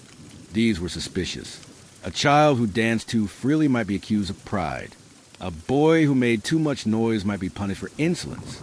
A girl who ran too far might be scolded for indecency. Joy was not a virtue. It was a temptation. And so, even in their brightest moments, children learned to laugh quietly, to hide their happiness, to take pleasure in silence and solitude rather than in celebration. And yet, they did play, because even in hardship, the instinct to laugh, to run, to pretend cannot be entirely extinguished. A child would still balance on the edge of a well just to see how long they could hold their arms out. A girl might still hum softly while spinning wool, imagining herself in a place where no one shouted. A boy might toss a stone through the air, not aiming at anything, just to watch it spin. These were the smallest rebellions, the tiniest affirmations that they were still children, not yet entirely shaped by the way of the world. But these moments were brief, flickering like candlelight in the wind, and they passed quickly, leaving behind only the echo of a giggle, the scuff of a footstep, the hush of returning to the task. And so childhood in the medieval world was not a time of laughter, but of labor, not of games, but of growth forced too early. Play did not shape them. It merely reminded them, now and then, that they were human. And even that was sometimes too much to ask. For the bell would ring, or the voice would shout, or the pot would boil over, and they would be called back, to the field, to the hearth, to the burden that never lifted. And the game, whatever it had been, was gone. Religion, for medieval child, was not a gentle story whispered before bed, or a warm comfort held quietly in the heart. It was not a private belief nurtured in peace or a loving bond with the divine. Faith in those days was a presence heavy in the air, thick as incense in a crowded chapel, sharp as the bells that rang over frost-covered fields, constant and unyielding as the tolling rhythm of life itself. A child did not choose faith. It was pressed upon them from the moment they could walk. It lived in every meal, every wound, every thunderstorm, every death, and every silence between those things. And it was not always a kind companion. For while religion could offer hope, it often arrived hand in hand with guilt, with fear, with visions of punishment and eternal pain, painted in colors too vivid for any child's heart to hold without trembling. Church was not a place of joy. nor was it a sanctuary from the world's harshness. It was an extension of that harshness, a place where rules multiplied, where eyes watched from every corner, and where the mysteries of heaven were delivered in word a child could barely understand, yet still feared with all their being. Services were long, hours spent kneeling on cold stone, shivering in ruffled tunics, listening to Latin chants they could not interpret but dared not ignore. Priests spoke with authority, not affection, and their sermons, filled with warnings of damnation and hellfire, carved deep grooves of anxiety into young minds.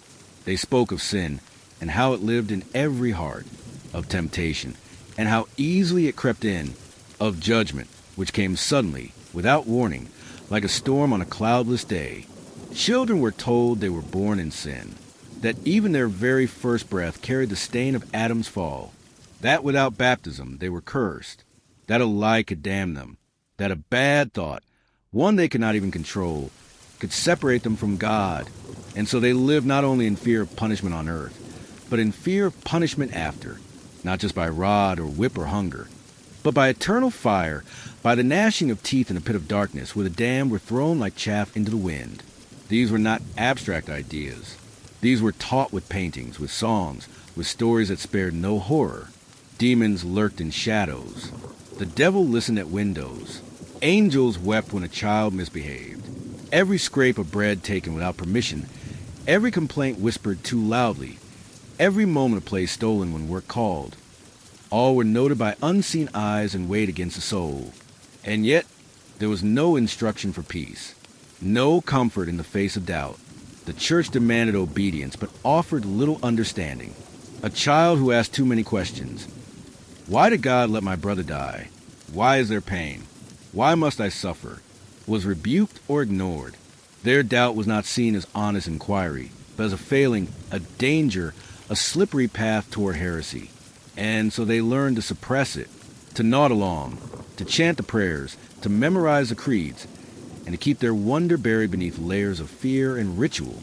They learned to confess not because they understood sin, but because they were told they were full of it.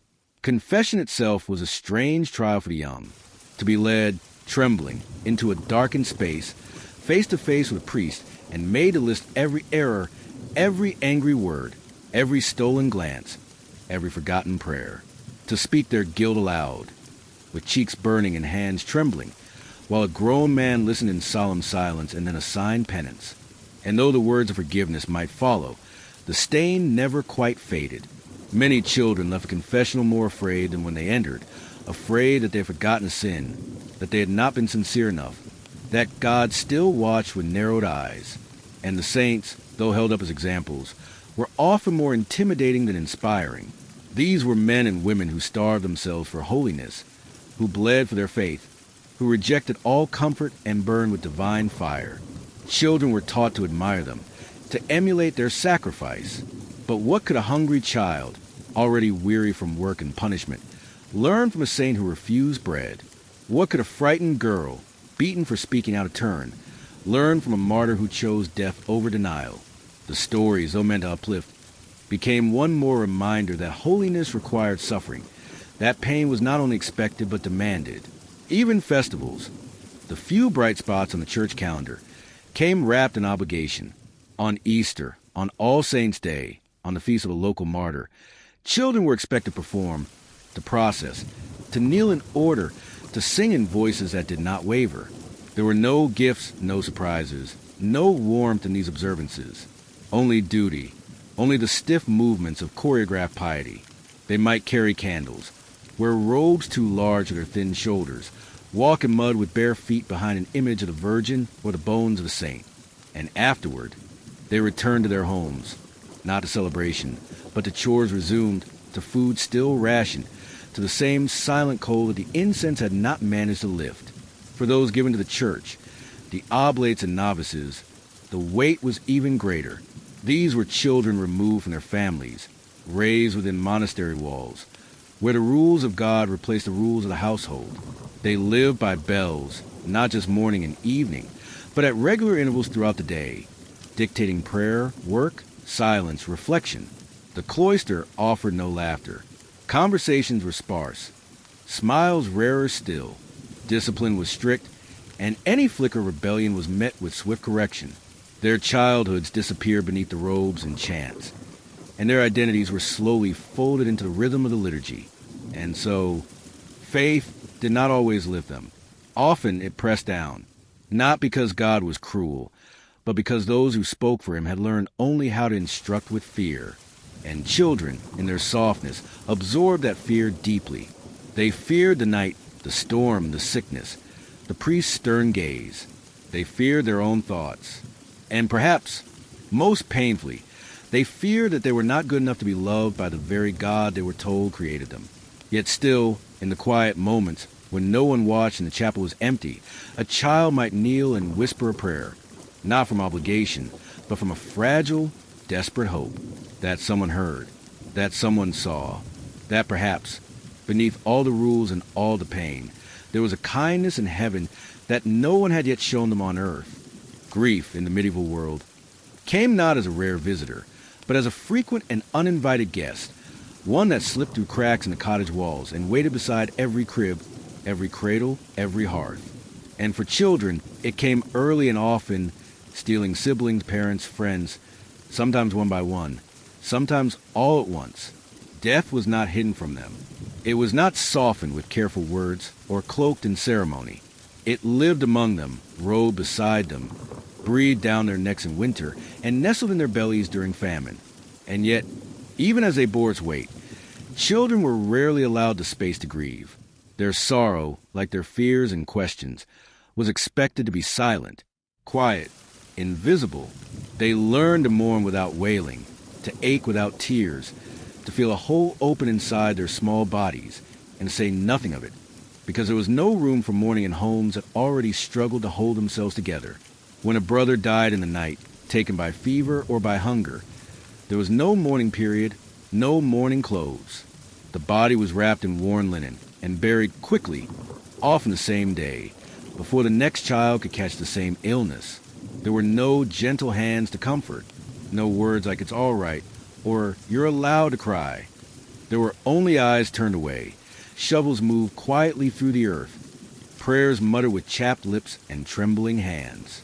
A wooden cross might be placed, or not, and then the house returned to its tasks, because the fire still needed tending, because the dough still needed kneading, because the world, unfeeling and unchanging, did not pause for a child's sorrow. Sometimes the child was asked to help carry the body. Sometimes they were the only ones small enough to sit with a dying infant sibling through the night, while the mother collapsed from exhaustion and the father tended the livestock. They watched the breath grow shallow, watched the eyes go dull, and when it was done, they were told to help dig, to fetch water for the washing, to hold a candle while prayers were said. They were participants in death from the start, witnesses to it in ways no child should be. And still they were expected to be silent, to be strong, to be useful. And when it was a parent who died, a mother gone with a child still inside her, a father crushed beneath a cart or fell by sickness, the grief twisted into something deeper, not just loss, but fear. For without a parent, who would care for them, who would protect them, who would bring home bread or plow the field, or keep them safe from the whispers in the dark, the death of a parent was not only a heartbreak, it was a threat. A child who lost a parent might soon lose everything, their home, their warmth, their place in the world. And so they grieved quickly, if at all, because the tears blurred their sight, and there were things that still needed seeing. There was no language for what they felt, no quiet corners where someone would kneel beside them and say, "I know." If they cried too long, they might be told to hush, to pray, to stop being selfish. If they asked questions, why did she die? Where did he go? They were told it was God's will, and that to question him was to risk punishment themselves. And so they kept it inside. The ache, the questions, the image of the open grave, the memory of the last touch.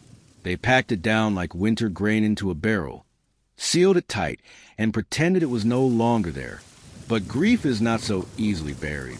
It lingers, it leaks, and sometimes it erupted in quiet ways, in a sudden silence, in a refusal to eat, in staring too long at the fire, or trembling when someone raised their voice. Children were too small to explain what they were feeling, too afraid to even try. So they wept at night into sleeves and straw mattresses, careful not to make a sound that might wake anyone. They sat longer by the graveyard fence, tracing names with their fingers.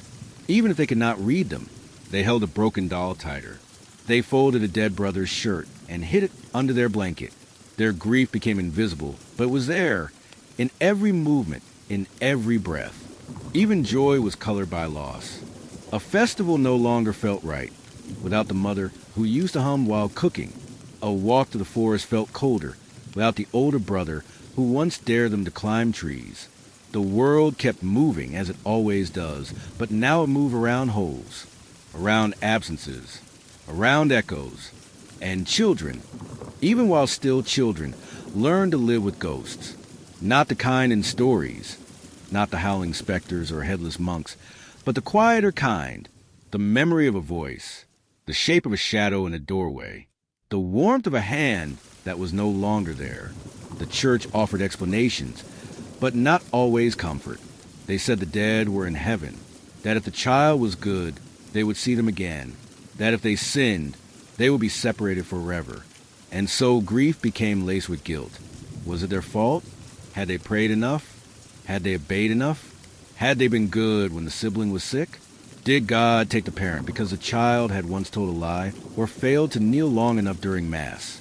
These questions festered, quiet and poisonous, and no one knew how to answer them. Or worse, some answer was silence, or a nod that confirmed the fear.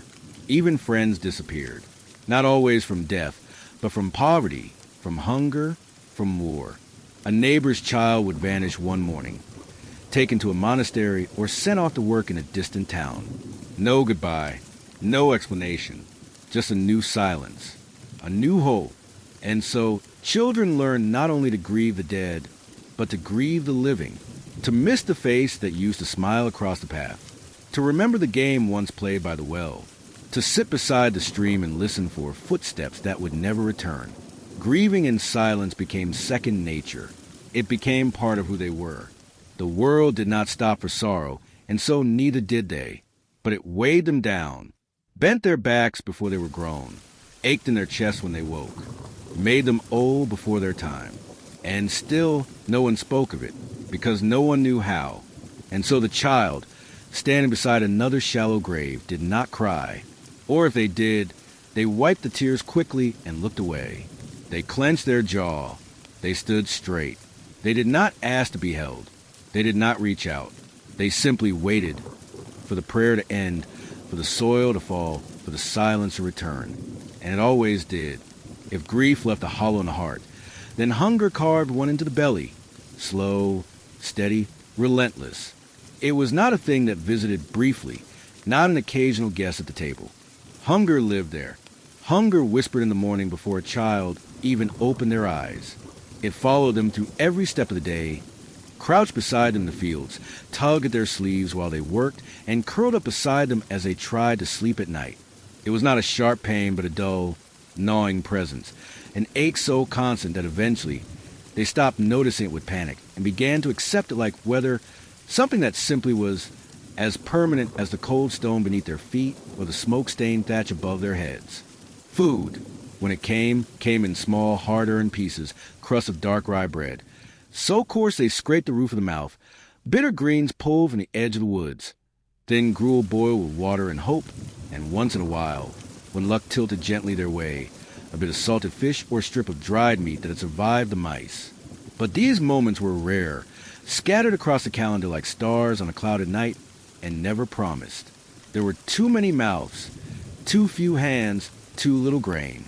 And so the children learned, early, painfully, that hunger would teach them lessons no adult ever needed to speak aloud. They learned that bread was not to be wasted, even when stale, that every drop crumb was a sin, not against God, but against the aching body, that the bones of animals were not to be thrown away, but cracked open for marrow, boiled into thin broth, sucked clean by small mouths. They learned to eat slowly, to chew carefully, to guard their share without seeming greedy. And above all, they learned to expect less, to accept that fullness was not for them, that it was something others might feel, lords, priests, travelers from distant places, but not the sons and daughters of farmers and cobblers, shepherds and washerwomen, those whose hands were always dry and chapped, whose bellies were never round except with swelling from starvation.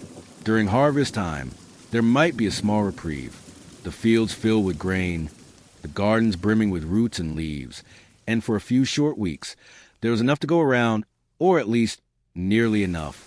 Children might sneak handfuls of barley, might bite into a crooked carrot still warm from the soil, might gnaw on raw turnips while their elders' backs were turned. These were golden days, rich in color and warmth, but they vanished quickly. As the nights lengthened, so did the shadows in the pantry. The bins emptied, the vegetables spoiled, the grain stores grew thin. Winter always came too soon. And with winter came the true hunger, the kind that settled into bones, that made limbs sluggish and breath short, that dimmed the spark behind the eyes and made even laughter feel heavy. Children lay on straw mats at night and listened to wind howl beyond the shuttered windows, their stomachs tightening into knots. Some wept quietly. Others stared into the darkness and counted the minutes until morning. A few clutched their bellies with both hands, as though holding with ease the emptiness inside. The cold did not help. Hunger and cold together made strange companions, each strengthening the other, each draining life drop by drop. Sometimes a child fainted while working, in the fields or at the loom or by the riverbank, and when that happened, there was no alarm, only resignation, a splash of water, a muttered curse, a piece of dry bread thrust into their mouth if any could be spared, and then back to work. There was no time to stop, not for weakness, not for thin limbs or shaking hands. Hunger did not excuse duty. It merely sharpened its edges. And so they pressed on, carrying their hollow stomachs with them like invisible burdens, their faces pale and drawn, their strength flickering like a candle in wind. There were some who begged, especially the children of the truly poor, widows, cripples, those who had no land to till, no livestock to feed. These children stood in the mud near the market stalls with open hands and eyes too large for their faces, hoping for a crust, a rind, a peel of something no longer wanted. Sometimes they were given kindness. More often, they were chased off. There was never enough to go around, and one more hungry mouth was a threat. If they stole, they risked more than scolding. A hungry child caught with a hand in a baker's cart might lose a finger, or worse, be dragged before the steward and beaten publicly. And still, some stole, because hunger, like fear, could drive out all other thoughts. Famine was always near, never far enough to forget. A season of bad weather, a crop blight, a war that destroyed too many fields. And suddenly, the whole village starved together. The children suffered most. Their bodies, still growing, could not handle the long fasting. Their bellies swelled with fluid. Their skin grew tight and gray. Some cried constantly. Others stopped speaking altogether. Parents watched in helpless horror as their sons and daughters wasted away before their eyes. And there was nothing to be done. No doctor, no medicine, no mercy. Just a long, slow wait, either for death or for spring. And sometimes hunger turned cruel. In the darkest winters, stories passed from village to village, of families who ate leather shoes, of children fed boiled straw, of rats and dogs disappearing from the streets. And there were other stories, whispered with dread, of children who went missing and were never found, of bones buried hastily behind barns, of things too terrible to speak aloud. Whether these were truth or legend mattered little, for the children heard them. They felt the fear behind them. They saw the hollow looks in the eyes of their elders and understood, without words, that hunger could make monsters out of anyone. And yet, somehow they endured. Not all, not always. Many died. Many faded before they ever had a chance to grow. But some survived, on scraps and prayer and stubborn will. They learned to chew slowly, to trick their bellies with warm water, to keep moving when their legs trembled, to sleep even when the emptiness inside kept gnawing. They grew up with hunger as their first teacher, a teacher who offered no praise, no warmth, no reward, only lessons in endurance, in quiet suffering, in how to stretch nothing into something and live to see another day. And when spring finally came, when the earth softened and green shoots broke through the soil, The children looked upon it not with joy, but with tired eyes and cautious hearts. They knew how fragile it was, how quickly it could disappear again. And though their stomachs might fill for a time, the memory of hunger never left them. It lived behind their ribs, beneath their tongues, in the corners of their dreams. And it would return. It always did. If hunger taught children how to suffer, then labor taught them how to disappear, to erase themselves beneath obedience, to become small, silent, and invisible in the service of others. In the medieval world, childhood was not a protected phase to be nurtured and prolonged, but a brief and fragile threshold that one crossed quickly, sometimes by choice, more often by necessity. And once crossed, there was no going back. For most children, especially those born into poverty or to families already staggering beneath the weight of daily survival, work was not only expected, it was required. There were no questions of ability or consent.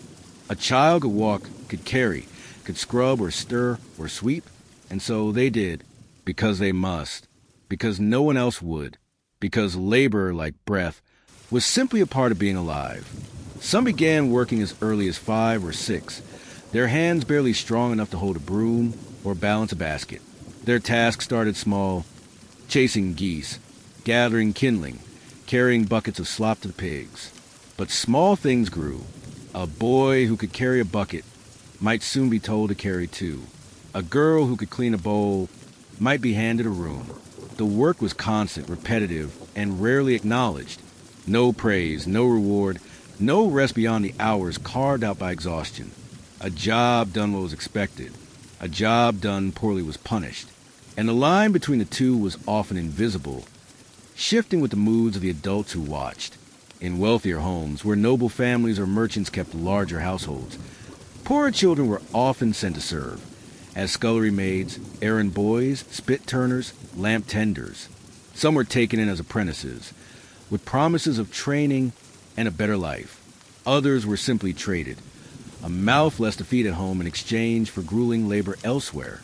These children might live apart from their family for years, sent to far-off villages or into the cellars of manor houses, where they scrubbed until their fingers bled, bowed until their backs ached, and slept on pallets near the fire to be close at hand before dawn. The life of a servant child was one of silence. They spoke only when spoken to. They moved quickly, eyes cast downward, hands always busy. Their presence was necessary, but never welcome. To be noticed was to be in danger, of being blamed, of being struck, of being dismissed without reason.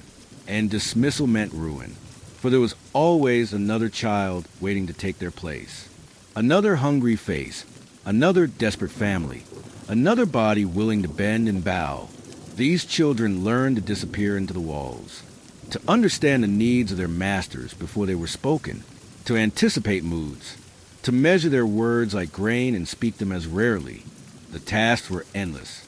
Scrubbing chamber pots, washing linens by hand in freezing water, hauling sacks of flour or coal, turning heavy spits over smoky fires until their arms went numb, walking miles to deliver a letter or a message, sometimes through dangerous roads or in storming rain, lighting dozens of candles each night and snuffing them out each morning, cleaning the boots of men who had never worked a day themselves, emptying the pails beneath sick beds, cleaning blood from stone floors, sweeping ashes, sewing torn sleeves, and holding crying infants that weren't their own. The hours stretched endlessly, and the only pause came when they dropped from fatigue or when sleep claimed them too early on the floor beside the hearth. Outside the homes of the rich, labor looked different, but it was no gentler. Children worked alongside their parents in the fields, stooping for hours to pull weeds, to plant and water, to guide oxen down long rows of churned soil. They carried baskets of stones clear from the land, lifted bales of hay, tended animals, milked goats and cows, cleaned out pens thick with filth. Their fingers grew calloused, their joints stiffened too soon, their faces darkened not with play, but with dust and sun and sweat. There was no distinction between their labor and that of the grown, only the speed with which they collapsed when the day was done. And when accidents happened, when a cart overturned, when a finger was caught in a loom, when a child stumbled into fire or fell from a rooftop, there were few remedies, a poultice, if one could be found. a prayer, and then, more often than not, a grave. There was no compensation, no protection, no question asked. A child who could no longer work was no longer useful. And so, families grieved quietly and moved on because they had no choice. Because the fields would not wait for tears. Even among apprentices, whose labor was cloaked in the illusion of education, the reality was often bleak. Blacksmiths' boys burned their arms on glowing iron. Tanners' apprentices breathed fumes that made their lungs ache and their eyes water. Bakers' helpers rose before the sun and inhaled dust and ash. Seamstress girls pricked their fingers until they bled, then rubbed salt into the wounds to keep sewing. The masters were rarely kind. They pushed and scolded and struck, and when the apprentices failed to meet their expectations, they were cast out with little more than a scrap of bread and their torn tunic. And for girls, the labor never ended. If they worked in a house, they cleaned and cooked and served. If they worked in the fields, they carried bundles and dug ditches. If they stayed home, they watched siblings, spun wool, churned butter, fetched water, and baked bread. And still, when night came, they were expected to help again, to mend, to prepare for morning, to hold the baby while their mother collapsed into sleep. Their labor was constant, invisible, and unspoken. And as they grew, they understood that this was not a phase. This was their life. That womanhood would only bring more weight, more mouths to feed, more bodies to care for, more silence. There were no laws to protect them, no limits on hours, no inspections of workplaces, no questions asked about bruises or broken limbs. Childhood labor was not hidden in the shadows. It stood in the open, woven into the very structure of medieval life. To question it was to question survival itself. And so, even those who suffered most did not always recognize the cruelty. They accepted it because they had seen their fathers do the same and their mothers before them, because it was all they knew. And in time, many children stopped dreaming, stopped hoping for a life that felt different. They measured their days not in joy or growth, but in the number of tasks completed, the number of lashes avoided, the number of nights they made it through without weeping, and the dreams that might have once filled their heads, of escape, of ease, of some distant life where laughter was not a crime, faded like mist before the morning bell, and they rose again, to serve, to labor, to survive, where labor bent the backs of medieval children. Fear broke their spirits, not in loud, dramatic moments, but in the steady, creeping way a vine might wind itself around a tree, tightening inch by inch until bark cracked beneath the strain. A child in the medieval world did not need to be told what would happen if they failed, if they disobeyed, if they were too slow, too clumsy, too bold, too noisy. They learned it the way they learned to walk, by stumbling, by falling, by being struck, and by remembering that pain was not an accident, but a consequence. And in time, they came to live not just with fear, but in it, like a shadow they carried behind them from dawn to dusk and often into their sleep. There was no such thing as a safe space. Not a home, where a tired mother's scolding could turn to slaps, where a father's bell hung by the door, not as decoration, but as a warning. Not in the fields, where a lord steward might strike a child for dropping a tool or for not bowing fast enough. Not in the manners of the wealthy, where a master's mood could sour without reason, and a servant's error could be paid for with a backhand or worse. And certainly not in the schools or monasteries, where the rod was not a last resort but the first one, held proudly by instructors who believed pain to be the foundation of learning, who rapped knuckles with switches or forced children to kneel for hours on stone floors with arms held high, tears streaming silently down dust-streaked cheeks. Punishment was not the exception, it was the rule. It hung in the air like the scent of damp straw, always present, always nearby. A spilled bucket, a broken bowl, a forgotten line of scripture. Any of these might bring the master's hand down with sudden, merciless force. And it was not just the blow itself, though that was often enough to bruise or draw blood. It was the way the blow came, without warning, without pause, without the smallest hesitation. It reminded the child that they were not safe. That kindness, if it came, was not promised.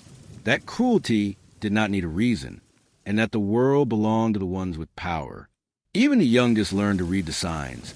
A furrowed brow, a sharp breath, the way a boot struck the ground just a little harder. They knew when to duck their heads, when to go silent, when to step aside, when to pretend not to exist. They learned to keep their footsteps light, their hands folded, their eyes low. They learned how to move without drawing notice, because to be noticed was often to be hurt, not always with fists, sometimes with words sharp enough to sting for weeks, sometimes with hunger, with solitude, with being locked in a dark shed for hours, sometimes with cold silence. A punishment worse than pain, when the people who fed you, clothed you, protected you, pretended you weren't there.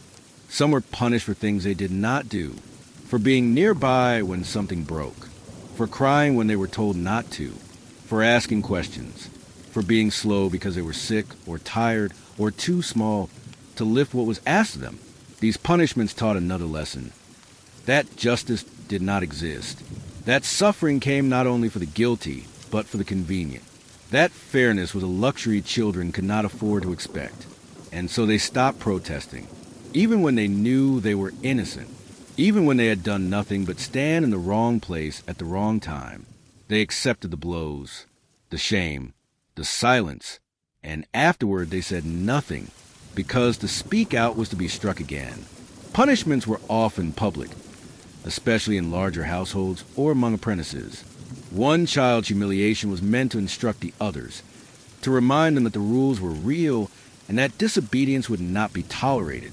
A child might be lashed in the courtyard, while others were made to watch, might be forced to wear a sign around their neck or stand barefoot in the snow, might be whipped with nettles or forced to carry heavy stones from one end of the village to the other, as the other children looked on with a mixture of pity, fear, and relief that it was not their turn. And for girls, the fear took on different shapes, not just of being struck, but of being touched, of leering glances from older men, of being cornered in dark kitchens or narrow hallways, of being blamed for the actions of others. Girls learned to be quiet, to keep their eyes down, to dress modestly, to never walk alone. But even obedience was no guarantee of safety. Sometimes a soft no was ignored. Sometimes silence was interpreted as consent. And afterward, there was no one to tell, no justice to seek, only shame, carried in silence, pressed into fold of their lives like an ink stain that could not be scrubbed away. The church, which might have offered protection, too often reinforced the fear. Priests spoke of sin, of obedience, of discipline. A child who misbehaved was warned not only of the rod, but of hellfire. The threat of eternal torment added a second layer to every punishment, one on earth, one in heaven.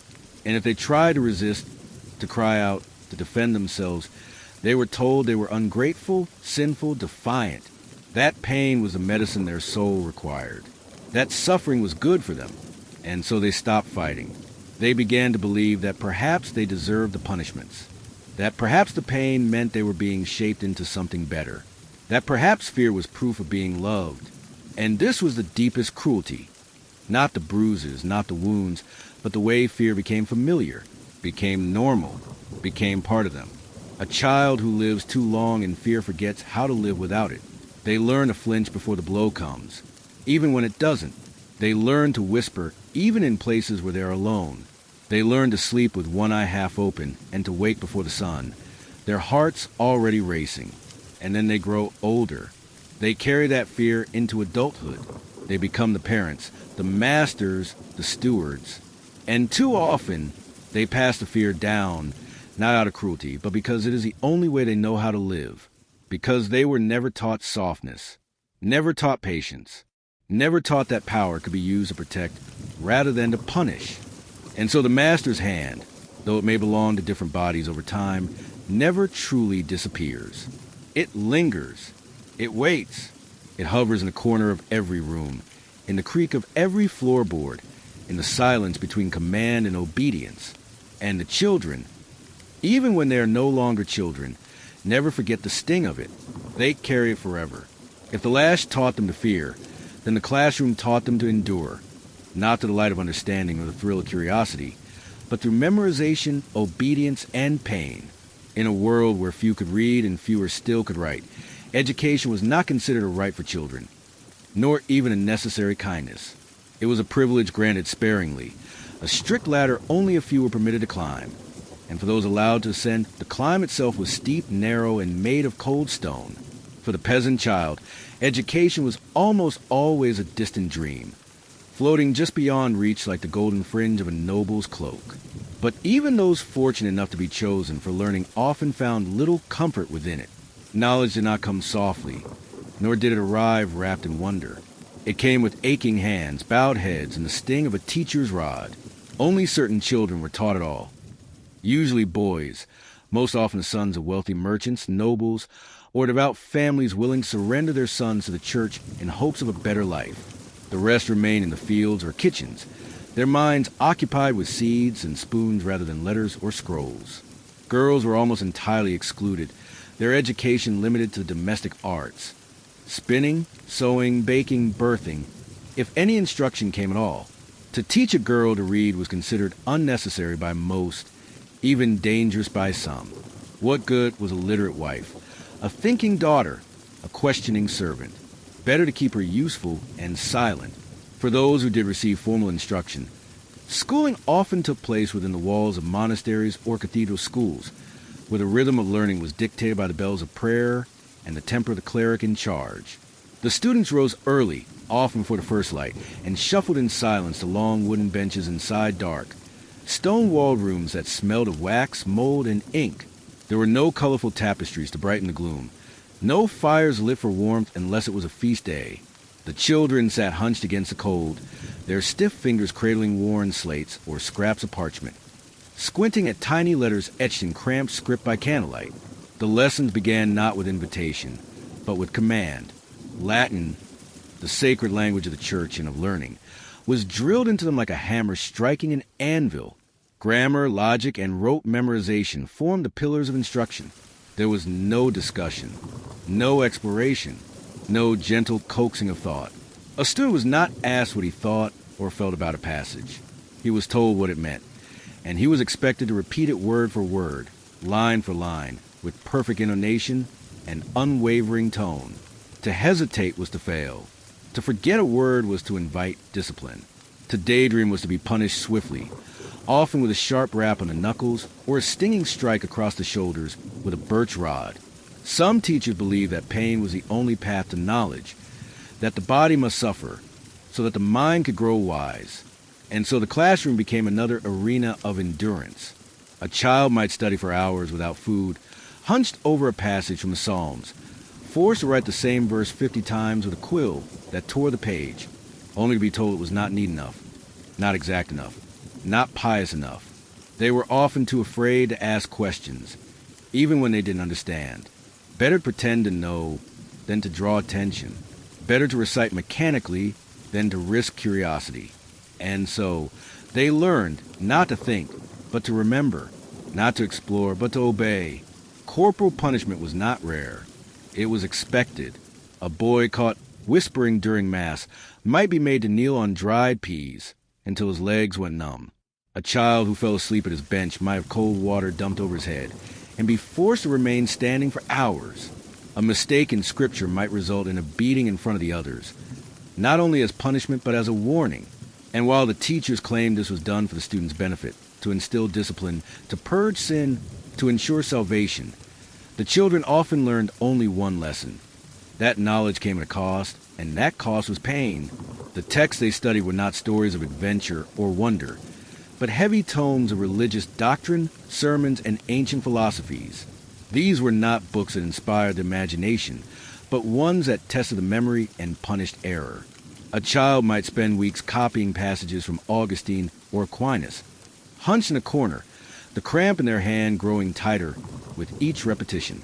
There was no reward for completion, only more work, more pages, more lines. And if the ink ran low or the parchment tore, the whole task was begun anew.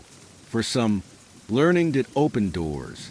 A few boys, especially those who showed a talent for reading or numbers, rose through the ranks of the church, eventually becoming monks or scribes. A rare few became scholars, but this path was narrow, and for every child who climbed it, there were dozens who stumbled, fell, or were pushed aside. One mistake, One illness, one moment of disobedience could end a boy's education permanently, casting him back into a life of labor and silence with nothing but half-remembered verses and a memory of cold classrooms echoing in his dreams. And for the rest, the children who never held a quill, never saw a page, their education came from the world itself, and it was often far crueler. They learned through toil, through hunger, through watching and listening. They learned to track seasons, to read the moods of animals, to hear the tone in a master's voice and know whether danger was near. They learned to mend, to cook, to barter, to survive.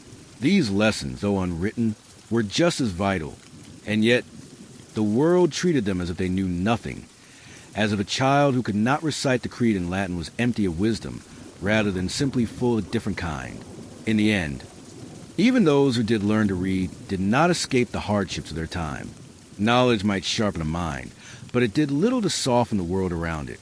A boy could read scripture fluently and still die of hunger. He could write prayers in perfect ink and still be struck down for speaking out of turn. Education, when it came, was not a shield. It was a thin layer of light in a very dark world, flickering like the candle above the school bench. Lovely, perhaps, but easily snuffed out by a harsh wind. And so the children sat, still and quiet, their eyes tired, their backs aching, their breath fogging the cold. They repeated the words they were told, scratched lines into parchment with trembling fingers, and prayed, not for wisdom, but for patience, not for truth, but for mercy. If the discipline of the classroom carved silence into the souls of children, then loneliness settled quietly into the spaces between, the cold, invisible companion that followed them long after the chores were done, after prayers were said, after the masters had gone to sleep. It crept through the stillness of narrow beds. It echoed down empty fields and between the trees where no one else walked, and it pressed in the hearts of small bodies already bowed by work, by fear, by a world that rarely looked in the eye unless to command or correct. In the medieval world, childhood was not a season of play or connection, but a solitary path walked with heads bowed low, where laughter was rare and companionship often slipped away too soon. Children might live in homes full of people, siblings, parents, cousins, neighbors passing in and out, but that did not mean they were not alone. For solitude is not the absence of bodies, but of closeness, and among the toils of daily survival, there was little time for warmth. Parents were too burdened to notice the small sorrows of their children. Their days began before the sun and ended long after it sank behind the hills, and their minds were filled not with questions of affection or attention, but with how many loaves could be made from the grain left in the bin, whether the cow would survive the winter, whether the Lord would raise the taxes again. In that endless race to keep death at bay, there was little space for nurture, and so a child might sit beside a parent and still feel invisible. Siblings, too, were not always comfort. Though they shared rooms, chores, and often even beds, their connection was frequently strained by hunger, by rivalry, by exhaustion. Older siblings were not protectors, but often miniature adults themselves, tasked with tending to the younger, expected to keep order in the absence of weary parents, their patience worn thin by duties that left no room for gentleness. The youngest might cry in the night, longing for a soft voice or a soothing touch, only to be hushed with annoyance or ignored altogether. The oldest might ache for guidance, for someone to speak to honestly, only to find that even the adults around them had no words left to spare. Friendship, as we understand it now, the bond forged through shared dreams, through play, through the slow, joyful process of discovering another soul, was a rare gift. Most children did not wander beyond the boundaries of their village, and within those narrow spaces, their peers were few. Work kept them apart, responsibilities kept them focused, fear kept them guarded. The luxury of choosing one's companions, of playing games under the trees for hours, of confiding secret hopes beneath blankets. These were not promises extended to all. And when friendships did bloom, they were often fragile things, easily broken by the winds of change, a death, a move, a famine that took one family and left another. The children who remained felt the absence like a missing limb, but were expected to carry on as if nothing had shifted. Even in towns and larger villages, where more children might gather, the bonds formed were shaped more by survival than by joy. Boys might walk together to fetch water or herd animals in pairs, but their conversations rarely touched the heart. They learned early that feelings were dangerous, that speaking too openly could invite punishment or ridicule. Better to speak of work, of chores, of orders given. Better to repeat the words of adults than to invent one's own. And girls, often kept indoors or bound to household tasks, had even fewer chances to connect. Their loneliness wore a quieter face, woven into the fabric of daily life, stitched between stitches, folded into the corners of their apron. There was also the loneliness of fear, a kind that festered deep and long, unspoken and often unnoticed. A child who was beaten often did not speak of it. A child who was touched or threatened kept the memory tucked away, not for lack of wanting to share, but because they knew no one would listen, or worse, that they might not be believed. In this silence, they learned to build walls inside themselves, to hide parts of their soul so deeply that even if forgot where they had placed them, their loneliness was not just of the body but of the self, a severing of what was true from what was safe to show. Even the church, which preached comfort and belonging, could be a source of isolation. Children were taught to fear hell, to believe that every wrong thought, every forgotten prayer, every moment of hesitation might separate them from salvation. And so even God, the one figure who might have embraced them without question, became distant, a figure of judgment rather than love. They knelt before him not in trust but in trembling, their heads bowed not in comfort but in dread. And when they whispered prayers in the dark, it was often not out of hope but desperation. Some children turned to animals, to the goat in the yard, the dog that slept near the hearth, the cat that curled on their lap when no one else would. These companions did not demand, did not strike, did not scold. They simply existed, offering warmth and presence without condition. A child might whisper secrets into a horse's mane, might cry in the fur of a hound, might watch birds in flight, and imagine what it might be like to escape. But these moments, too, were brief. The animals had their own purposes, to be milked, to be eaten, to be sold. And when they disappeared, the loss was another sorrow buried quietly beneath the rest. And so, children learned to live inside themselves. They created invisible friends, invented stories in their heads, built castles from dust and dreams, not because they were encouraged to imagine, but because it was the only way to stay whole. They spoke aloud when no one was around, sang to themselves in low voices while they worked, stared into the fire and saw faces in the flame. These inner worlds became shelters, soft, flickering places of their own making, where no rod could reach and no master's voice could follow. But even these shelters had limits. The real world always returned, the chore unfinished, the meal missed, the voice shouting, the silence after. And the child would stand once again in a world that barely noticed them, a world that saw their labor, their obedience, their mistakes, but rarely their needs. A world in which they were surrounded by people, and yet utterly alone. And they grew used to it. They stopped expecting more. They stopped asking. They learned to carry the weight of their own heart in silence. And the loneliness followed them into adulthood, into old age, like a shadow that never faded. If loneliness wove itself into quiet hours of medieval child's life, then what brief moments remained for play were not spared from hardship either. For even joy, that rare and fleeting thing, arrived thin and waited, like sunlight in a smoky room. We imagine childhood as a time of laughter and games, but for most children born into the crooked houses and muddy lanes of the Middle Ages, the idea of carefree play was a luxury they could neither name nor expect.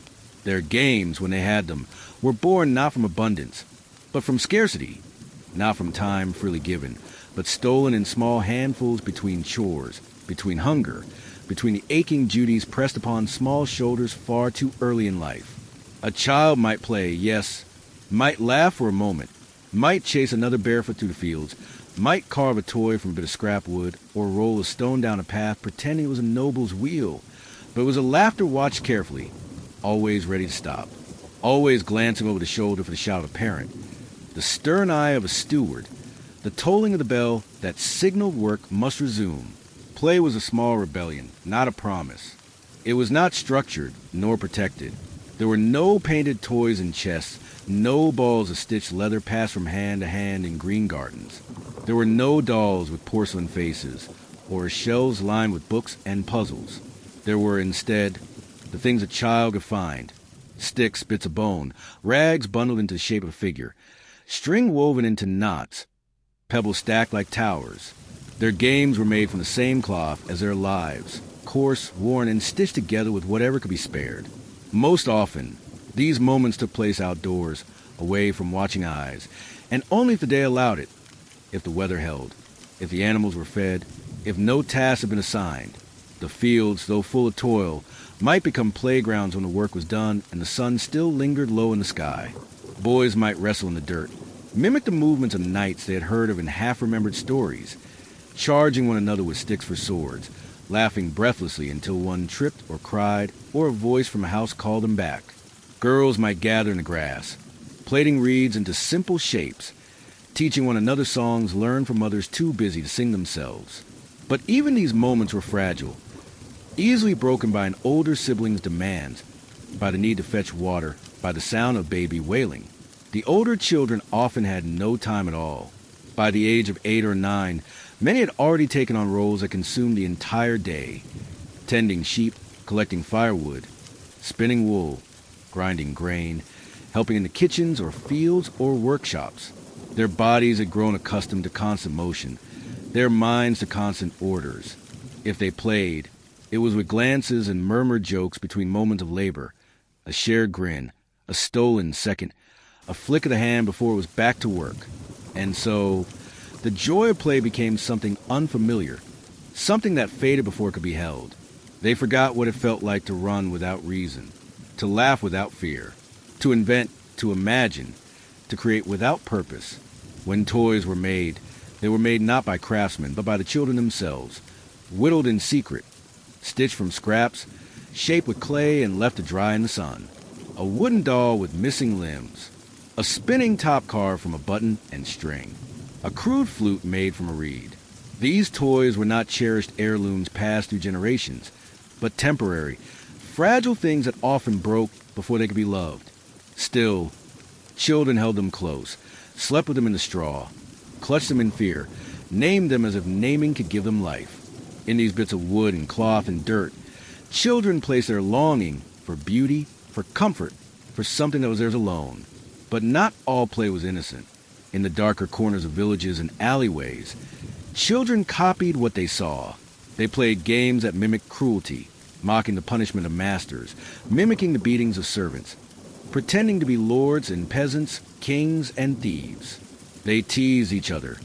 Too, mocked weakness, imitated deformities, called names they had heard spoken by cruel mouths. And in doing so, they passed pain from one small body to another, not because they were cruel by nature, but because cruelty was what they had known, because in a world where power was everything, even the weakest child sometimes reached for it, even in games. Winter, too, changed everything. When the ground froze and the snow came thick, there was little chance for play. Children remained huddled indoors, pressed against one another for warmth, their hands too numb to mold clay or grip toys. The cold stilled their bodies and dulled their minds. They sat in silence or whispered, or listened to the fire pop, or watched the frost creep along the edge of the shutters. And though some stories were told, old tales handed down in fading voices, even those were often laced with warnings of witches in the woods, of devils in disguise, of punishment for disobedience. And so, play gave way to patience, to stillness, to waiting for the sun's return. And yet, even with so little, children found ways to create. They found wonder in the flicker of firelight on the wall, in the soft squelch of mud between their toes, in the flight of birds overhead, or the curling of a snail across a stone. Their joy, when it came, was not loud or long, but it was real. It lived in the corners of their lives, in the spaces between work and fear. It shimmered briefly and then was gone, like a candle blown out too soon, but it remained, if only in memory, if only as a flicker behind the eyes when they sat still and let themselves remember. And in that small joy, that quiet, desperate reaching for something better, there was something beautiful, something defiant. For in a world that gave them so little, the children still made space, however small, to dream, to pretend, to play, even if only for a moment. If a moment of play offered a flicker of joy, it was always shadowed by the knowledge, however unspoken, that nothing in the life of a medieval child was guaranteed, and least of all life itself. For death, in those cold and uneven days, was not something distant or abstract, not a concept reserved for the old or infirm. It was close, familiar, intimate. It lived in the whispers of mothers, in the prayers of priests, in the hollowed cheeks of neighbors. It lingered in every home, behind every cough, beneath every fever. And for children, it was not a matter of if, but when. Many children did not live to see their 5th year. Illnesses that today pass swiftly, a fever, a cold, a stomach ache, often stretched and deepened into something deadly. There were no antibiotics, no vaccines, no trained physicians for the poor. A child who grew pale might be wrapped in blankets, fed broth, prayed over, and left to recover, or not. When the illness passed, they returned to work. When it deepened, they were buried in a shallow grave behind the church, their name perhaps remembered for a little while, their presence quickly replaced by another newborn. Grief did not wait. There was too much to do. Death visited in many forms. Insects carried sickness through the air. Water from the village, turned foul after rain. Rats scurried beneath beds and left behind more than gnawed bread. Wounds became infected. Teeth rotted. Bones broke and did not heal straight. One could freeze. One could starve. One could simply fall sick in the night and not rise again in the morning. And while children were often resilient, their small bodies bore the brunt of these hardships. A slight cough in spring might become a fatal infection by summer.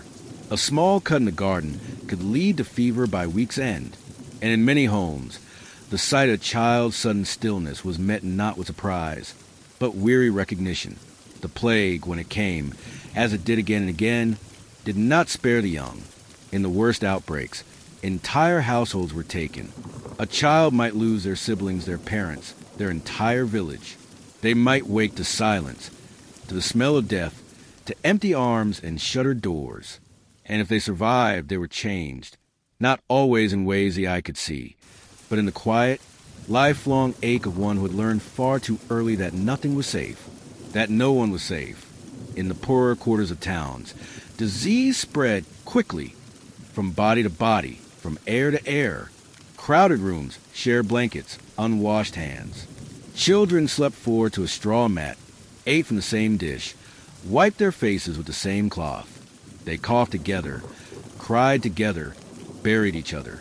And still, they rose the next day, because the animals needed feeding, because the fire needed tending, because grief was a luxury they could not afford. Mourning did not pause the world. Bread still had to be made. The Lord still required his dues. And when children died, they did so quietly. There were no hospital beds, no white rooms, no last wishes. They died in corners, in mothers' arms, beneath thin blankets on cold floors.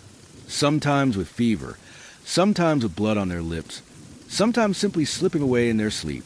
Their names were whispered, their bodies wrapped in cloth, their graves marked with stone or wood or nothing at all.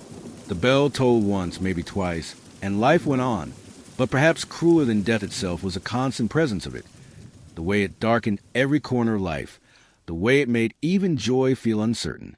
A child might hesitate before laughing, before dancing, before reaching for more. Because what if they were gone by morning? What if the ones they loved disappeared while they slept?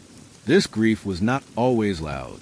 It lived in glances, in hushed tones, in the way a mother held her child a little too tightly one night, and then not at all the next. It lived in the way children counted their siblings each morning, quietly relieved when none had vanished. There were rituals, yes, prayers, candles, offerings to saints. Parents taught their children to ask for protection, to beg for mercy, to cross themselves before sleep.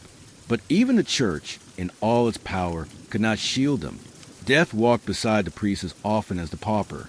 The stone floors of the chapels bore just as many small graves as large ones, and the God they prayed to was often silent, offering no explanation, only the slow turning of seasons and the comfort of routine. Some families built small shrines in their homes, not to saints, but to memory. A lock of hair, a scrap of clothing, a child's drawing on parchment now faded. These were the remnants of lives too short, held like treasures not because they were valuable, but because they were the only pieces left. A mother might weep over a doll too worn to be used, her tears falling into the straw, unnoticed. A father might sit alone by the hearth, staring into the flames, thinking not of war or taxes, but of a laugh he would never hear again. And those children who survived, who lived into their teens, into adulthood, carried death with them. Not always on the outside, but within, they had seen too much, buried too many. Their eyes, though young, bore the weight of sorrow older than themselves. They learned not to grow too attached, not to love too deeply, not to expect permanence. This made them hard in some ways, but in others it made them tender. It taught them to hold on when they could, to love fiercely, quietly, completely. Not because they believed in forever, but because they knew how brief life could be. And so they lived, in spite of it, alongside it. They carried buckets and watched the clouds and fed animals and whispered stories, and sometimes, just sometimes they smiled. Not because they'd forgotten what could be lost, but because in the space between grief and survival, they had learned to cherish what remained, even if it did not last, even if it was only for a day. As the years crept forward, as the children who survived the long winters and the silent fevers and the burdens of labor slowly grew taller, their laughter grew softer and their eyes more still. For growing up in a medieval world was not marked by celebrations or discovery, not colored with wide-eyed wonder or restless ambition, but with quiet. Not the peaceful kind, but the kind that settles over a life when there are more memories of loss than of joy. The kind that seeps in slowly as the dreams of childhood are replaced not by new ones, but by duties, by wait, by watching the world move on without asking what you wanted from it. The little boys who once darted through fields with wooden swords now walk slowly behind oxen, shoulders bent, hands blistered. The girls who once tied weeds into dolls now stood at hearths, stirring pots, minding infants, their own childhoods fading like smoke from the cooking fire. And though their bodies had grown, inside they still carried the weight of the child they once were. The bruises, the hunger, the silence, the moments of joy so fleeting they felt imagined, but there was no time to look back. There were mouths to feed, fields to tend, masters to obey, prayers to say. Children did not become adults in the Middle Ages. They became echoes of themselves, molded by the world before they ever had a chance to mold it back. And with that growing came silence, not only from the voices of others, but from within, for the child who once sang to themselves in the field might one day stop. Not because they had no song, but because somewhere along the way, they forgot they were allowed to sing at all. The game ceased not with a last joyful laugh, but with the subtle realization that no one played anymore. That play was a memory, soft and untouchable, like the scent of wildflowers in winter. The question ceased, too, replaced by routine. The hands that once reached for toys now reached for tools, and the voice that once asked why now simply said, "Yes, my lord." They learned to hide what they felt, to keep their tears behind tired eyes, to nod, to bow, to endure. For in a world where survival left no room for softness, tenderness became a private act, shown only to animals, to infants, or in moment of prayer too quiet for others to hear. And even then it was fleeting. They knew that gentleness was not something the world often returned. And so, growing up meant hardening, not just the calluses on the hands, but the shell around the heart. It meant knowing that what was once imagined might never come to be. That the world was not a story that listened when you spoke, but a weight that pressed down without noticing. It meant seeing younger children struggle and saying nothing, because that was simply the way of things. It meant learning to live without expecting kindness, and offering it only when no one was watching. But still, even in all of this, something remained. A quiet persistence, a memory that lingered in the background, like a dim candle left burning. It was not joy exactly. It was not hope, but perhaps it was something close, a stubborn refusal to forget entirely, to remember, even faintly, what it felt like to laugh without flinching, to run without purpose, to be held, to be sung to be seen. And in the quietest moments, after the chores were done, after the fire had been banked, after the children they now tended were asleep, the grown children of the Middle Ages sometimes let themselves feel it. They would sit alone beneath the stars, listening to the wind whisper through grass, and recall, just for a moment, the face of a friend long gone, the shape of a toy now buried or broken, the soft song of a mother whose voice had faded from memory, and though they might never speak of it aloud, it remained there, folded within them like a forgotten note inside a pocket, worn by years but still legible to the soul. This was the final truth of medieval childhood, that it did not end, as it does for us, with ceremonies and milestones, but with quiet. It ended when the world no longer allowed its innocence, when survival demanded its surrender, when the weight of expectation pressed too hard to allow dreams to stand.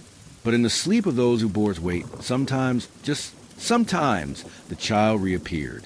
In dreams, in memory, in the soft murmur of a song hummed under breath while working alone. And perhaps that is where they lived most truly. Not in the straw beds, not in the schoolrooms, not in the shadows of the master's hand, but in the quiet spaces of remembrance, where they could run again, sing again, be again, if only for a moment. And now, as the fire fades and the candles grow low, we let that child rest. Let them walk into the long grass beneath the moon. Let them leave behind the aching bones, the silence, the labor, the sorrow. Let them lie down beside the stream, listening to the wind in the trees, and close their eyes at last, for their story, though heavy, has been told. And the night, ever gentle, ever soft, will keep them now, until morning,